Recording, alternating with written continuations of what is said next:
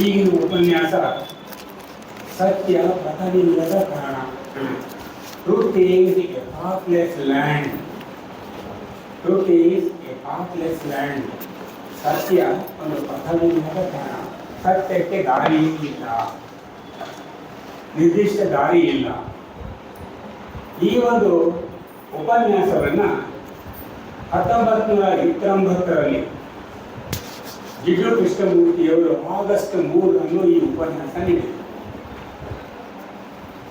ನಿಮಗೆಲ್ಲ ಗೊತ್ತಿರುವಂತೆ order of the star in the East ಅಂತ ಒಂದು ಸಂಸ್ಥೆಯನ್ನು ಅನ್ನಿ ಬೆಸೆಂಟ್ ಮತ್ತು ಲೆಡ್ ಬೀಟ್ 1911ರಲ್ಲಿ ಪ್ರಾರಂಭ ಮಾಡಿ ಅದಕ್ಕೆ ಇನ್ಚಾರ್ಜ್ ಆಗಿ ಜಿಡ್ಡು ಕೃಷ್ಣಮೂರ್ತಿಯವರನ್ನ ನೇಮಿಸಿ ಅವರನ್ನು ವಿಶ್ವಗುರು ಮಾಡಬೇಕು ಅಂತ ಒಂದು ಯೋಜನೆ ಹಾಕ್ತಾರೆ. ವಿಶ್ವಗುರು ಮಾಡೋ ಯೋಜನೆ ಅವರದಾಗಿದ್ದಿಲ್ಲ. ಬ್ಲಾವರ್ಸ್ಕಿ ಮತ್ತು ಆಲ್ಕಾಟ್ ಅವರು ತಮ್ಮ ರೆಕಾರ್ಡ್ನಲ್ಲೇ ಬರೆದಿದ್ದರು. ಮುಂದೆ ಒಬ್ಬ ವಿಶ್ವಗುರು ಆಗುವಂತಹ ವ್ಯಕ್ತಿ ಬರ್ತಾನೆ, ಅವನು ಮುಂದಿನ ಇದನ್ನು ನಡೆಸ್ತಾನೆ ಆಧ್ಯಾತ್ಮಿಕ ಪಥವನ್ನು ಅಂತ ಅವ್ರು ಬರೆದಿಟ್ಟಿದ್ರು. ಅದಕ್ಕೆ ಅನುಭವವಾಗಿ ಇವರೇನು ಮಾಡಿದ್ರು ಅಂದರೆ ಲೆಡ್ ಬೀಟ್ ಅವರು ಇವ್ರನ್ನ ಗುರುತಿಸ್ಕೊಂಡ್ರು. ಯಾರನ್ನ? ಕೃಷ್ಣಮೂರ್ತಿಯವ್ರನ್ನ. ಸಣ್ಣ ಹುಡುಗ, ಕೊಳಕೋಮಯಿ ಅಂತ ಹುಡುಗ ಬೀಚಿನಲ್ಲಿ ಆಡ್ತಾ ಇರಬೇಕಾದ್ರೆ ಅವನ ಆಹಾರ ನೋಡಿ ಇವನ ಮೇಲೆ ಮಹಾನ್ ಶಕ್ತಿ ಇದೆ, ಇವನೇ ವಿಶ್ವಗುರು ಆಗೋಕ್ಕೆ ಯೋಗ್ಯ ಅಂತ ನಿರ್ಣಯ ಮಾಡಿದವರು ಲೆಡ್ ಬೀಟ್. ಅದನ್ನು ಬಂದು ಅನ್ನಿ ಬೆಸೆಂಟ್ ಅವರಿಗೆ ಹೇಳಿದರು. ಅವರು ಹೊತ್ಕೊಂಡು ವಿದ್ಯೆ ಕಲಿಸಿದ್ರು ಅವರಿಗೆ. ನೋಡಿ, ಯೋಚನೆ ಮಾಡಿ, ಕೃಷ್ಣಮೂರ್ತಿಯವರು SSLC ಕೂಡ ಪಾಸ್ ಆಗಿಲ್ಲ. ಅವ್ರನ್ನ ಇಂಗ್ಲೆಂಡಿಗೆ ಇಂಗ್ಲಿಷ್ ಅಭ್ಯಾಸಕ್ಕಾಗಿ ಕಳಿಸಿದ್ರು, ಮ್ಯಾಟ್ರಿಕ್ಯುಲೇಷನ್ಗೆ, ಪಾಸ್ ಆಗಲಿಲ್ಲ. ಅಂಥವರು ನಿರರ್ಗಳವಾಗಿ ಒಂದು ಇಂಗ್ಲಿಷ್ ಭಾಷೆಯಲ್ಲಿ ಇಡೀ ಜಗತ್ತಿನ ತುಂಬ ಪ್ರವಚನ ಕೊಡಬೇಕಾದ್ರೆ ಯಾವ ಶಕ್ತಿ ಅವ್ರ ಮೂಲಕ ಕೆಲಸ ಮಾಡಿ ನಿರರ್ಗಳವಾಗಿ ಒಂದು ಶಬ್ದನ ತಿರುಗಿ ರಿಪೀಟ್ ಮಾಡ್ತಾ ಇದ್ದಿಲ್ಲ ಅವ್ರ ಭಾಷಣದಲ್ಲಿ. ಯಾವ ಪ್ರಿಪರೇಷನ್ ಇಲ್ಲ, ಸುಮ್ಮನೆ ಸ್ಪಾಂಟೇನಿಯಸ್ ಆಗಿ ಓತಪ್ರೋತವಾಗಿ ಹರಿತಾ ಇತ್ತು ಅವರು ಭಾಷಣ. ಹಂಗೆ ಆಮೇಲೆ ಎಲ್ಲ ವಿಷಯಗಳು ಹೊಸವೇ. ಯಾವುದೋ ವಿಷಯ ಕುರಿತು ಚರ್ಚೆ ಮಾಡಿ ಆ ಪುಸ್ತಕ ಆ ಗ್ರಂಥ ಈ ಗ್ರಂಥ ಏನೇನೂ ಇಲ್ಲ, ಸ್ಪಾಂಟೇನಿಯಸ್. ಭಯ ತಗೊಂಡ್ರೆ ತಕ್ಷಣ, ಎಜುಕೇಷನ್ ತಗೊಂಡ್ರೆ ಎಜುಕೇಷನ್ ಮೇಲೆ ಭಾಷಣ. ಯಾವುದೇ ವಿಷಯ ಕೊಟ್ಟು ಅದ್ರ ಬಗ್ಗೆ ಲಾಜಿಕಲ್ ಆಗಿ ಮಾತಾಡುವಂಥ ವ್ಯಕ್ತಿತ್ವ ಅವ್ರದ್ದಾಗಿದೆ. ಯಾಕಂದರೆ ಅವ್ರು ಕೆಲಸ ಮಾಡ್ತಾ ಇದ್ದಿಲ್ಲ, ಅವ್ರ ಮೂಲಕ ಅವ್ರ ಗುರುಗಳು ಕೆಲಸ ಮಾಡ್ತಾರೆ, ಮೈತ್ರಿಯಲ್ಲಿ ಕೆಲಸ ಮಾಡ್ತಾರೆ. ಇಂಥ ಸಂದರ್ಭದಲ್ಲಿ ಅವರು ವಿಶ್ವಗುರು ಅಂತ ಡಿಕ್ಲೇರ್ ಮಾಡಬೇಕಾದ್ರೆ ಎಲ್ಲರೂ ರೆಡ್ ಬೀಟ್ರು ಜಗತ್ತಿನ ತುಂಬೆಲ್ಲ 45,000 ಸದಸ್ಯರಿದ್ದರು. ಸಾವಿರ ಕೋಟಿಯಷ್ಟು ಆಸ್ತಿ ಹಣ ಆ ಸಂಸ್ಥೆಗೆ ಕೊಟ್ಬಿಟ್ಟಿದ್ರು ಜನ. 29ನೇ ತಾರೀಕು ಆಗಸ್ಟ್ 3, 1929ರಲ್ಲಿ ಇಂದಿನ ಇವ್ರನ್ನ ವಿಶ್ವಗುರು ಅಂತ ಡಿಕ್ಲೇರ್ ಮಾಡಬೇಕು. ಜಗತ್ತಿನಾದ್ಯಂತ ರಿಪೋರ್ಟರ್ಸ್ ಹಾಲೆಂಡಿನ ಓಮನ್ನಲ್ಲಿ ಸೇರಿದ್ರು. ಜಗತ್ತಿನ ಎಲ್ಲ ರಿಪೋರ್ಟರ್ಸ್ ಇವತ್ತು ಏನೋ ಒಂದು ಅದ್ಭುತವಾದದ್ದು ಈ ಜಗತ್ತಿನಲ್ಲಿ ನಡೀತದೆ. ಫ್ರಂಟ್ ಬೆಂಚಿನಲ್ಲಿ ಕುಂತ್ಕೊಂಡಿದ್ದಾರೆ ಯಾರು? ಅನ್ನಿ ಬೆಸೆಂಟ್ ಮತ್ತು ಲೆಡ್ ಬೀಟ್ ಅವರು. ಈಗ ಹೇಳ್ತಾನೆ ನಾನು ವಿಶ್ವಗುರು ಆಗ್ತೀನಿ ಅಂತ ಹೇಳ್ತಾನೆ ಕೃಷ್ಣಮೂರ್ತಿ ಅಂತ ವೇದಿಕೆ ಮೇಲಿಂದ ಕಾತರದಿಂದ ಕಾಯ್ತಾ ಇದ್ರೆ ಈ ಮನುಷ್ಯ ಏನ್ ಮಾಡಿದ? ಜಿಡ್ಡು ಕೃಷ್ಣಮೂರ್ತಿ ವೇದಿಕೆ ಮೇಲೆ ಹತ್ತಿ ನಾನು ಈ ಸಂಸ್ಥೆಯನ್ನು ಇಂದು ವಿಸರ್ಜಿಸುತ್ತೇನೆ ಅಂತ ಭಾಷಣ. ಒಂದೇ ಒಂದು ಶಬ್ದ ಅವ್ರು ಯೂಸ್ ಮಾಡಿದ್ರು, ಈ ಸಂಸ್ಥೆ ವಿಸರ್ಜನೆ ಮಾಡ್ತೀನಿ, ಈ ಸಂಸ್ಥೆನೇ ಬೇಕಾಗಿಲ್ಲ ಅಂತ. ಇಡೀ ಜಗತ್ತೇ ಆಶ್ಚರ್ಯಪಟ್ಬಿಡ್ತು. ಇಷ್ಟು ದೊಡ್ಡ ಸಂಸ್ಥೆಯನ್ನ, ಇಷ್ಟು ದೊಡ್ಡ ಹಣಕಾಸಿರುವ ಸಂಸ್ಥೆಯನ್ನು ವಿಸರ್ಜಿಸಲಿಕ್ಕೆ ಎಂಥ ಧೈರ್ಯ ಇರುವುದು. ಅದಕ್ಕೆ ಹೇಳಿದ್ರು ಅವರು, ಯಾಕೆ ವಿಸರ್ಜಿಸಿದ್ರೆ ಸತ್ಯಕ್ಕೆ ಪಥವೇ ಇಲ್ಲ. ಯಾವ ಸಂಸ್ಥೆಯ ಮೂಲಕ ನೀವು ಸತ್ಯವನ್ನ ಕಾಣಲಾರಿರಿ. ಸತ್ಯ ಕಾಣಲಿಕ್ಕೆ ಯಾವ ಸಂಸ್ಥೆಯಿಂದಲೂ ಬೇಕಾಗಿಲ್ಲ. ಸತ್ಯ ಅಂದರೆ ದೇವರು ದರ್ಶನ. ಅದಕ್ಕೆ ಯಾವಾಗಲೂ ಸರ್ವಜ್ಞ ವಚನ ಹೇಳ್ತಾನೆ, ಬೊಮ್ಮವನ್ನು ಅರಿತೊಡೆ ಸುಮ್ಮನಿದ್ದಿರಬೇಕು. ಬೊಮ್ಮವನ್ನು ಅರಿತೊಡೆ ಸುಮ್ಮನಿದ್ದಿರಬೇಕು. ಬೊಮ್ಮವನ್ನು ಅರಿತು ಹುಸಿಯ ಹೋದೊಡೆ ತಳ ಹೋಗಿ ಕೆಮ್ಮಿದಂತಕ್ಕೂ ಸರ್ವಜ್ಞ. ನನಗೆ ಸತ್ಯ ಗೊತ್ತಾಗಿದೆ ಅಂತ ಹೇಳಿ ಹೋದ್ರೆ ಒಬ್ಬ ಕಳುವು ಮಾಡಕ್ ಹೋಗಿ ಕೆಮ್ಮಿದ್ರೆ ಏನಾಗ್ತದೆ? ಸಿಕ್ಬಿಡ್ತಾನೆ, ಸಿಕ್ಕಾಕೊಂತಾನೆ. ಅಲ್ಲ, ನೀನು ಸಿಕ್ಕಾಕೊಂತೀಯ. ನಿನಗೆ ಸತ್ಯ ದರ್ಶನ ಆದರೆ ಮುಂದೆ ನಿನಗೆ ಅದು ನಿನಗೆ ಹೇಳಕ್ಕೆ ಯಾವ ಅಧಿಕಾರವೂ ಇಲ್ಲ. ಸತ್ಯ ಆಗಿದೆ, ಸತ್ಯ ಹೀಗಿದೆ, ಯಾರೂ ವರ್ಣಿಸಲಾರರು. ಇದು ಕೃಷ್ಣಮೂರ್ತಿಯವರ ನಿಲುವು. ಇನ್ನು ಎಲ್ಲ ಸಂತರ ಶರಣರ ನಿಲುವು ಇದೇನೆ. ಅದನ್ನೇ ಬಸವ ಅಲ್ಲಮ ಬಯಲು ಅಂತ ಹೇಳ್ತಾರೆ. ಬಯಲನ್ನು ವರ್ಣನೆ ಮಾಡ್ರಿ, ನೋ ಡೆಫಿನಿಷನ್ ಅದಕ್ಕೆ.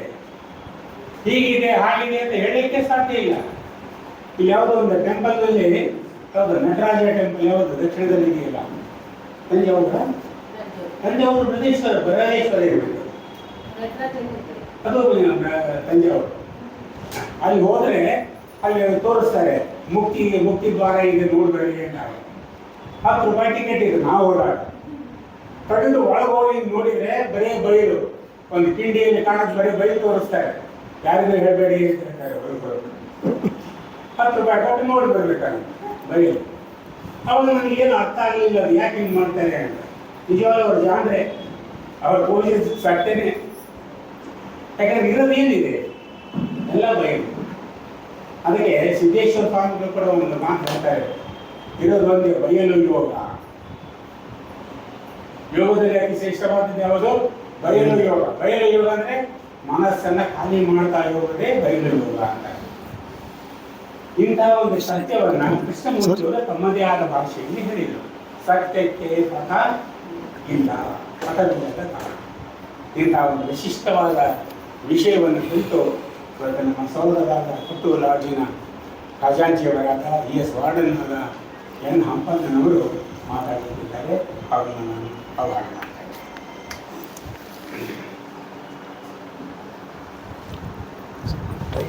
ಯಾವುದು ಟೈಮ್ ಅಂದರೆ ಸ್ವಲ್ಪ ಒಂದು 10 ನಿಮಿಷ ಹೆಚ್ಚು ಕಡಿಮೆ ಮಾಡ್ಕೊಬೇಡಿ. Right, okay.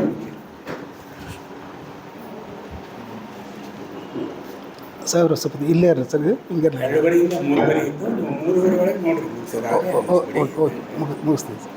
ಇದು ಬೇಡ ಸರ್, ಇಷ್ಟು ಹಿಂಗಿರಲಿ ಸರ್. ಬೇಕಾದ್ರೆ ಸ್ವಲ್ಪ ನೋಡ್ಕೊಂಡಕ್ಕೆ ಅನುಕೂಲ ಇರುತ್ತೆ. ಇರ್ಬೋದು ಸರ್. ನೋಡಿ ಸರ್. ಕಾಣುತ್ತೆ ಸರಿ ಐತಲ್ಲ ಸರ್.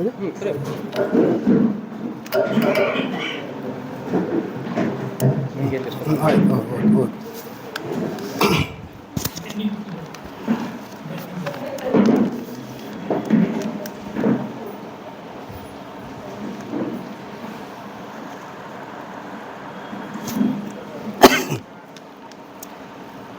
ಜೀವನ್ಮುಕ್ತ ಮಹರ್ಷಿಗಳಲ್ಲಿ ವಂದಿಸುತ್ತಾ, ಸಹೋದರ ಸಹೋದರಿಯರೇ, ತಮಗೆಲ್ಲರಿಗೂ ಸಹ ಭಕ್ತಿಪೂರ್ವಕವಾದ ಪ್ರಣಾಮಗಳನ್ನು ಸಲ್ಲಿಸುತ್ತಾ,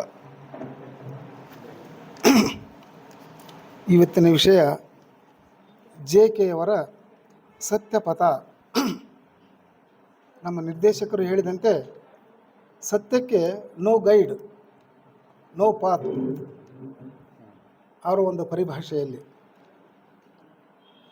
ಇದು ಬಹಳ ಕ್ಲಿಷ್ಟಕರವಾದಂಥ ವಿಷಯ ಇದೆಲ್ಲ. JK ಅವರ ವಿಚಾರಧಾರೆ ಬಹಳ ಕ್ಲಿಷ್ಟಕರವಾದಂಥದ್ದು. ಅಲ್ಟಿಮೇಟ್ ಸ್ಟೇಜ್ ಅಂತಾರಲ್ಲ ಹಾಗೆ. ಆದರೂ ಇವತ್ತು ನಾವು ಚಿಂತನೆ ಮಾಡೋಣ, ನಾವು ಇವತ್ತೆಲ್ಲರೂ ಸೇರಿ. JK ಅವರ ಒಂದು ಪರಿಭಾಷೆಯಲ್ಲಿ ಸಾಮಾನ್ಯ ಪದಗಳ ಅರ್ಥನೇ ಬೇರೆ, ಆದರೆ ವಾಸ್ತವನೇ ಬೇರೆ. ಅವರ ಪರಿಭಾಷೆನೇ ಬೇರೆ. ಅವರು ಸಾಮಾನ್ಯ ಪದಗಳಲ್ಲಿ ಸುಳ್ಳು, ನಿಜ, ಸತ್ಯ ಅಂತ ಬರ್ತದೆ. ನಾವೆಲ್ಲ ಕೇಳಿದ್ವಿ, ಜ್ಞಾನ ಅದರಲ್ಲಿ ಉಪಯೋಗಿಸ್ತೀವಿ. ಸುಳ್ಳು, ಸತ್ಯ ಹೇಳ್ತಾ ಇದ್ದೀನಿ, ಸುಳ್ಳು ಹೇಳ್ತಾ ಇದ್ದೀನಿ ಅಂತ ಹೇಳ್ತಾರೆ ನೋಡಿ. ಅಂದೆ ಇದರಲ್ಲಿ ನಗ್ನ ಸತ್ಯ ಅಂತ ಬರುತ್ತೆ. ಕೆಲವು ಸಾಹಿತ್ಯಗಳು ಉಪಯೋಗಿಸ್ತಾರೆ ನಗ್ನ ಸತ್ಯ ಅಂಥೇಳಿ. ನಗ್ನ ಸತ್ಯದ ಬಗ್ಗೆ ಹಿಂದಿನ ಒಬ್ಬ ಸಾಹಿತಿ ಹೇಳ್ತಾರೆ. ನಗ್ನ ಸತ್ಯದ ಬಗ್ಗೆ ಅವರು ಒಂದು ಸಾದೃಶ್ಯವನ್ನು ಕೊಡ್ತಾರೆ. ಅವರು ಒಂದು ಸತ್ಯ, ಸುಳ್ಳು ಮತ್ತು ಸತ್ಯ ಯಾತ್ರೆ ಹೊರಟುವಂತ. ಯಾತ್ರೆ ಹೊರಟಾಗ ಸತ್ಯ ಬಂದು ಏನು ಮಾಡ್ತಂದ್ರೆ, ಒಂದು ಸರೋವರದಲ್ಲಿ ತನ್ನ ಉಡುಪನ್ನು ಕಳಿಸಿ ಅದು ಸ್ನಾನಕ್ಕೆ ಇಳಿದ್ಬಿಡ್ತಂತ. ಸ್ನಾನಕ್ಕೆ ಇಳಿದಂದ್ರೆ ಸ್ನಾನಕ್ಕೆ ಇಳಿದಾಗ ಅದು ಸ್ನಾನ ಮಾಡ್ತಾ ಇದೆ. ಇದು ಸುಳ್ಳು ಬಂತು. ಸುಳ್ಳು ಬಂದು ಏನು ಮಾಡ್ತು, ಇದನ್ನೆಲ್ಲ ನೋಡ್ತು. ಸತ್ಯ ಧುಮುಕಿತ್ತಲ್ಲ, ಇದೇನು ಮಾಡ್ತು ಅಂದರೆ, ತಾನು ಸರೋವರದಲ್ಲಿ ಧುಮುಕಿ ಆ ಸತ್ಯ ದಂಡಿಗೆ ಬರೋದಕ್ಕಿಂತ ಮುಂಚಿತವಾಗಿ ಸತ್ಯದ ಒಂದು ಉಡುಪುಗಳನ್ನು ಹಾಕ್ಕೊಂಡು ಹೋಗ್ಬಿಡ್ತಾರೆ. ಸುಳ್ಳು ಸತ್ಯದ ಉಡುಪುಗಳನ್ನು ಹಾಕ್ಕೊಂಡು ಹೋಗ್ಬಿಡ್ತು. ಅವಾಗ ಸತ್ಯ ಬಂದು ದಂಡೆ ಮೇಲೆ ನೋಡ್ತೈತಿ, ಉಡುಪ ಇಲ್ಲ. ಆ ಸುಳ್ಳಿನ ಉಡುಪು ಹಾಕ್ಯಣಕ್ಕೆ ಅದಕ್ಕೆ ಇಷ್ಟ ಬರೋಲ್ಲ. ಅದು ನಗ್ನವಾಗಿ ಹೋಗ್ಬಿಡ್ತದೆ. ಅದಕ್ಕೆ ನಗ್ನ ಸತ್ಯ ಯಾವಾಗಲೂ ನಗ್ನವಾಗಿರ್ತದೆ ಅಂತ ಇದು ಒಂದು ಚಾಲ್ತಿಯಲ್ಲಿ ಬಂತು, ನಗ್ನ ಸತ್ಯ ಅಂತೇಳಿ. ಆದರೆ JK ಅವರ ಪ್ರಕಾರ ಈ ಸತ್ಯನೇ ಬೇರೆ. ನಾವು ಹೇಳಿದ್ದೀವಿ ಏನಲ್ಲ, ಅದು ಸತ್ಯನೇ ಬೇರೆ. ಆದ್ರೆ ಅವರ ದೃಷ್ಟಿಯಲ್ಲಿ ಸತ್ಯ ಅಂದರೆ ವಾಸ್ತವ ಅಂಥೇಳಿ, ಎಕ್ಸಿಸ್ಟೆನ್ಸ್, ಬೀಯಿಂಗ್, ಎಟರ್ನಲ್, ಇಮ್ಮಾರ್ಟಲ್ ಅಂತ ಹೊರಡಿಸ್ತಾರೆ ಅವರು ಸತ್ಯ ಅಂತ. ಮುಂದುವರೆದು ಅವ್ರು ಹೇಳ್ತಾರೆ ಸತ್ಯ ಅಂದರೆ ಪದಗಳಿಗೆ ಮೀರಿದ್ದಿದು. ನಮ್ಮ ನಿರ್ದೇಶಕರು ಹೇಳಿದರು, ಬೊಮ್ಮವನು ಬಲ್ಲವನು ಸುಮ್ಮನಿರಬೇಕು ಅಂತೇಳಿ. ಸತ್ಯ ಅಂದರೆ ಪದಗಳಿಗೆ ಮೀರಿದ್ದಿದು, ಬಾಯಲ್ಲಿ ಹೇಳಲಿಕ್ಕಾಗಲ್ಲಿದು. ಸತ್ಯ ಅನ್ನೋದು ಅನುಭವಿಸೋದು ಅಂತ ಅಂತಾರೆ. ಸತ್ಯ ಅನ್ನೋದು ಏನಂತಂದ್ರೆ ಅನುಭವಿಸೋದು, ಹೇಳೋದಲ್ಲದು. ಅದಕ್ಕೆ ಸತ್ಯ ದರ್ಶಕರು ಏನು ಮಾಡಿಬಿಟ್ರು, ಗುಮ್ಮಾಗ್ಬಿಟ್ರು, ಸೈಲೆಂಟ್ ಆಗಿಬಿಟ್ರು. ಸತ್ಯವನ್ನು ಬಲ್ಲವ್ರು ವರ್ಣಿಸೋಕ್ಕಾಗಲ್ಲ, ಅನುಭವಿಸೋದು. ಅದು ಇಂಡಿವಿಜುವಲಾಗಿ ಅನುಭವಿಸೋದು, ಅನುಭಾವ ಮಾಡೋದು, ಅದು ಅನುಭವ ಅಲ್ಲದು. ಇನ್ನು JK ಅವರ ಪ್ರಕಾರ ಸುಳ್ಳಂತರ ಬಗ್ಗೆ ಹೇಳ್ತಾರವನು, ಸುಳ್ಳೆಂದು ಕಾಣುವುದರಲ್ಲಿ ಸತ್ಯ ಗೋಚರ ಆಗೋದಿಲ್ಲಂತ. ಸುಳ್ಳೆಂದು ಕಾಣುವವರೆಗೆ ಸತ್ಯ ಗೋಚರ ಆಗೋದಿಲ್ಲ. ಈಗ ಸುಳ್ಳು ಇದೆಯಪ್ಪ, ಇದು ಸುಳ್ಳು ಅಂತ ನಮಗೆ ಅನ್ನಿಸೋವರೆಗೂ ಸತ್ಯದ ದರ್ಶನ ಆಗೋದಿಲ್ಲ ಅಂತ ಹೇಳ್ತಾರೆ ಅವರು. ಸುಳ್ಳೆಂದು ಗೋಚರ ಆದಾಗ ಮಾತ್ರ ನಮಗೆ ಸತ್ಯ ಅನ್ನೋದು ಗೊತ್ತಾಗುತ್ತೆ, ಗೋಚರವಾಗುತ್ತೆ ಅವಾಗ. ಉದಾಹರಣೆಗೆ ಜಗಮಿಥ್ಯ ಬ್ರಹ್ಮ ಸತ್ಯ ಅಂತ ಹೇಳ್ತಾರೆ ಅವರು. ಈ ಜಗಮಿಥ್ಯ ಈ ಸತ್ಯ ಏನೈತಲ್ಲ, ನಮಗೆ ಮನದಟ್ಟಾಗುವವರೆಗೂ ಇದು ಪ್ಯೂರ್ಲಿ ಟೆಂಪರರಿ. ಜಗಮಿಥ್ಯ ಅನ್ನೋದು ಏನೈತೆ ಪ್ಯೂರ್ಲಿ ಟೆಂಪರರಿ ಇದು ಅಂತ. ಈ ಒಂದು ಸತ್ಯ, ಸುಳ್ಳಿನಲ್ಲಿ ಸತ್ಯ ನಮಗೆ ಗೋಚರ ಆಗೋವರೆಗೆ ಏನೈತೆ ಅಂದರೆ ಬ್ರಹ್ಮ ಸತ್ಯದವರೆಗೆ ನಾವು ಅನುಭವ ಆಗೋದಿಲ್ಲ, ಬ್ರಹ್ಮ ಸತ್ಯದ ಅನುಭವ ನಮಗೆ ಆಗೋದಿಲ್ಲ ಅಂತೇಳಿ. ಸುಳ್ಳೆಂದು ತಿಳ್ಕೊಂಡಾಗ ಮಾತ್ರ ಸತ್ಯದ ಗೋಚರ ಆಗಲಿಕ್ಕೆ ಸಾಧ್ಯ ಅಂತ ಹೇಳ್ತಾರೆ ಅವರು. JK ಅವರ ಪ್ರಕಾರ ನಾವೆಲ್ಲ ಪದಗಳಲ್ಲೇ ಜೀವಿಸ್ತಾ ಇದ್ದೀವಿ. ನಾವು ಸತ್ಯ ನಮಗೆ ಅಗೋಚರವಾಗಿದೆ, ಬರೀ ಪದಗಳಲ್ಲೇ ಜೀವಿಸ್ತಾ ಇದ್ದೀವಿ ನಾವು. ಹಾಗೆ ಸತ್ಯ ದರ್ಶನ ಆಗಬೇಕಾದ್ರೆ ನಾನು ಇಲ್ದಂಗೆ ಆಗಬೇಕು. ಸತ್ಯ ದರ್ಶನ ಆಗಬೇಕಾದ್ರೆ ನಾನು ಇಲ್ದಂಗೆ ಆಗಬೇಕು, ಐ ಲೆಸ್ ಆಗಬೇಕು. ಐ ನೆಸ್ ಏನಿದ್ದೀನಲ್ಲ, ಐ ಲೆಸ್ ಆದಾಗ ಮಾತ್ರ ಸತ್ಯ ದರ್ಶನ ಆಗಲಿಕ್ಕೆ ಸಾಧ್ಯವಾಗುತ್ತೆ. ಕಬೀರರು ಅದೇ ಒಂದೆಡೆ ಹೇಳ್ತಾರೆ ಅವರು, ನಾನು ಶಿವ ಶಿವ ಶಿವ ಅಂತ ಹುಡ್ಕೊಂತ ಹೋದೆ, ನಾನು ಅಂತಂತಂದು ಪರಮಾತ್ಮ ಸಿಗಲೇ ಇಲ್ಲ. ಸೋತು ಸುಣ್ಣ ಆದೆ, ಕಡಿಗೂ ಸಿಗಲಿಲ್ಲ. ಕೊನೆಗೆ ಏನಾಯಿತು ಅಂತಂದರೆ ಸತ್ತು ಸುಣ್ಣವಾದಾಗ ನೀನು ಅಂತ ಅಂದಾಗ ಅವನು ನನ್ನಲ್ಲಿ ವಾಸ ಮಾಡಿದ ಅಂತ ಹೇಳ್ತಾರೆ. ಅಂದರೆ ಐ ಲೆಸ್ ಆಗ್ಬೇಕದು, ನಾನು ಇಲ್ದಂಗೆ ಆದಾಗ ಮಾತ್ರ ಸತ್ಯ ಗೋಚರ ಆಗಲಿಕ್ಕೆ ಸಾಧ್ಯ. JK ಅವರು ಕೊನೆಗೆ ಒಂದು ಮಾತು ಹೇಳ್ತಾರೆ. ಅವ್ರು ನೊಂದುಕೊಂಡು ಒಂದು ವಾಸ್ತವದ ಸ್ಥಿತಿಯನ್ನು ನಮ್ಮ ಮುಂದೆ ಇಡ್ತಾರೆ. ಅವರು ತಮ್ಮ ಡೈರಿಯಲ್ಲಿ ಬರೀತಾರೆ. ಅವರು ನಾನು ಹೇಳಿದ್ದೆ ಒಂದು, ಜನ ಅರ್ಥ ಮಾಡ್ಕೊಂಡಿದ್ದೆ ಒಂದು. ಯಾಕಂದರೆ ದ್ವಂದ್ವ ಕೀಡು ಮಾಡಿಬಿಡ್ತೇವೆ. ಇದು ಭಾಳ ಆಳವಾದ ಆಲೋಚನೆ ಮಾಡಿದಾಗ, ಆಳವಾಗಿ ಮಂಥನ ಮಾಡಿದಾಗ ಸತ್ಯದ ಗೋಚರ ಆಗಲಿಕ್ಕೆ ಸಾಧ್ಯವಾಗ್ತೈತಿ. ಅದಕ್ಕೆ ಅವ್ರು ಹೇಳಿದ್ರು, ಅವರು ನಾನು ಹೇಳಿದ್ದೆ ಒಂದು, ಜನ ಅರ್ಥ ಮಾಡ್ಕೊಂಡಿದ್ದೆ ಒಂದು, ನನ್ನನ್ನು ಮಿಸ್ಯೂಸ್ ಮಾಡ್ಕೊಂಬಿಟ್ರಂತೆ ತಮ್ಮ ಅವಸಾನ ಕಾಲದಲ್ಲಿ ಕೊನೆಯ ಡೈರಿನಲ್ಲಿ ಬರೀತಾರೆ. ಇದನ್ನು ಒಂದು ಸರ್ತಿ 2006ರಲ್ಲಿ ನಾನು ಕ್ಯಾಲಿಫೋರ್ನಿಯಾದಿಂದ ಬಂದರು PS ಕೃಷ್ಣ ಅಂತ ಹೇಳಿ ಅವರು JK ಫೌಂಡೇಶನ್ ಕಾರ್ಯದರ್ಶಿಗಳಾಗಿದ್ದರು. ಈ ವಿಷಯ ಬಗ್ಗೆ ಸ್ವಲ್ಪ ನಾನು ಡಿಸ್ಕಸ್ ಮಾಡಿದಾಗ ಅವ್ರ ವಿಷಯ ಹೇಳಿದರು. ಅವರು ಇದು ಮಾಡ್ಕೊಂಡು ಹಾಗೆ JK ಅವರನ್ನು ಒಬ್ಬ ಕೇಳ್ತಾನೆ, ನಿಮ್ಮ ಪ್ರವಚನದಿಂದ ಇಲ್ಲಿವರೆಗೆ ಎಷ್ಟು ಮಂದಿ ಪರಿವರ್ತನೆ ಆಗಿದ್ದಾರೆ ಅಂತ ಕೇಳ್ತಾರೆ. ಅವಾಗ JK ಹೇಳ್ತಾರ, ಇಲ್ಲಿವರೆಗೆ ನನ್ನನ್ನೇ ನಾನು ಪರಿವರ್ತನೆ ಮಾಡ್ಕೊಳ್ಳಿಕ್ಕೆ ಆಗಿಲ್ಲ, ಇನ್ನು ಬೇರೆಯವ್ರು ನಾನು ಏನು ಪರಿವರ್ತನೆ ಆಗಿದೆ ಅಂತ ಕೇಳಲಿಕ್ಕೆ ಸಾಧ್ಯ ನಾನು ಅಂತ ಹೇಳ್ತಾರೆ JK ಅವರು. ಹಾಗೆ JK ಅವರು ಅಂದ್ರೆ ಜೀವನ್ಮುಕ್ತ ಸ್ಥಿತಿಯಲ್ಲಿ ಹೋಗಿದ್ರು. ಅಂಥ ಸ್ಥಿತಿಯಲ್ಲಿ ಇವರು ನನ್ನನ್ನೇ ನಾನು ಪರಿವರ್ತನೆ ಮಾಡ್ಕೊಳ್ಳಿಕ್ಕೆ ಆಗಿಲ್ಲ ಅಂತ ಅನ್ನೋಂಥ ಮಾತಂತ ಹೇಳಿದರು. ಎಂಥ ಅದ್ಭುತವಾದ ಮಾತು ಇದು. ಮುಂದುವರೆದವ್ರು JK ಅವ್ರು ಹೇಳ್ತಾರೆ, ನನ್ನ ಸ್ಪೀಚ್ ಕೇಳಿ ಪರಿವರ್ತನೆ ಆಗಲಿ ಬಿಡಲಿ ದಟ್ ಈಸ್ ಸೆಕೆಂಡರಿ. ಅದು ಆದರೆ ನನ್ನ ಜೀವನದ ಕೊನೆಯ ಉಸಿರು ಇರೋವರೆಗೂ ನಾನು ಸತ್ಯದ ಬಗ್ಗೆ ಜನರಲ್ಲಿ ಜಾಗೃತ ಮೂಡಿಸ್ಲಿಕ್ಕಾಗಿ ಕೊನೆಯವರೆಗೂ ಸತ್ಯದ ಬಗ್ಗೆನೇ ನಾನು ಮಾತಾಡ್ತೇನೆ ಅಂತ ಹೇಳ್ತಾರೆ.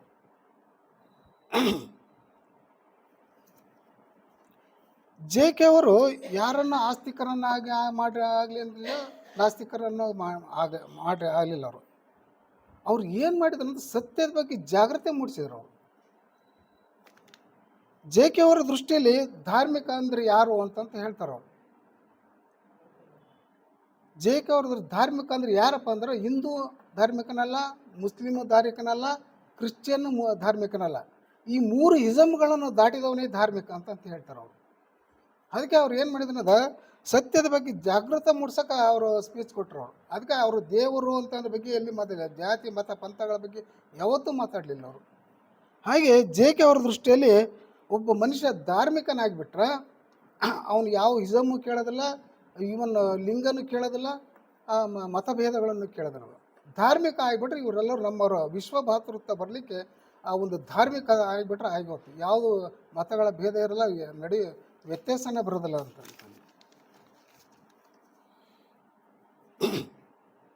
ಈ ಸಾಧನೆಯಲ್ಲಿ ನಾವು ಚಿಂತನ ಮಂಥನ ಮಾಡ್ತಾ ಹೋಗೋಣ. ಸಾಧನೆಯಲ್ಲಿ ನಾವೆಲ್ಲ ಹಸಿ ಮಡಿಕೆಗಳಿನ್ನು ಅಪೂರ್ಣರು ನಾವಿನ್ನು.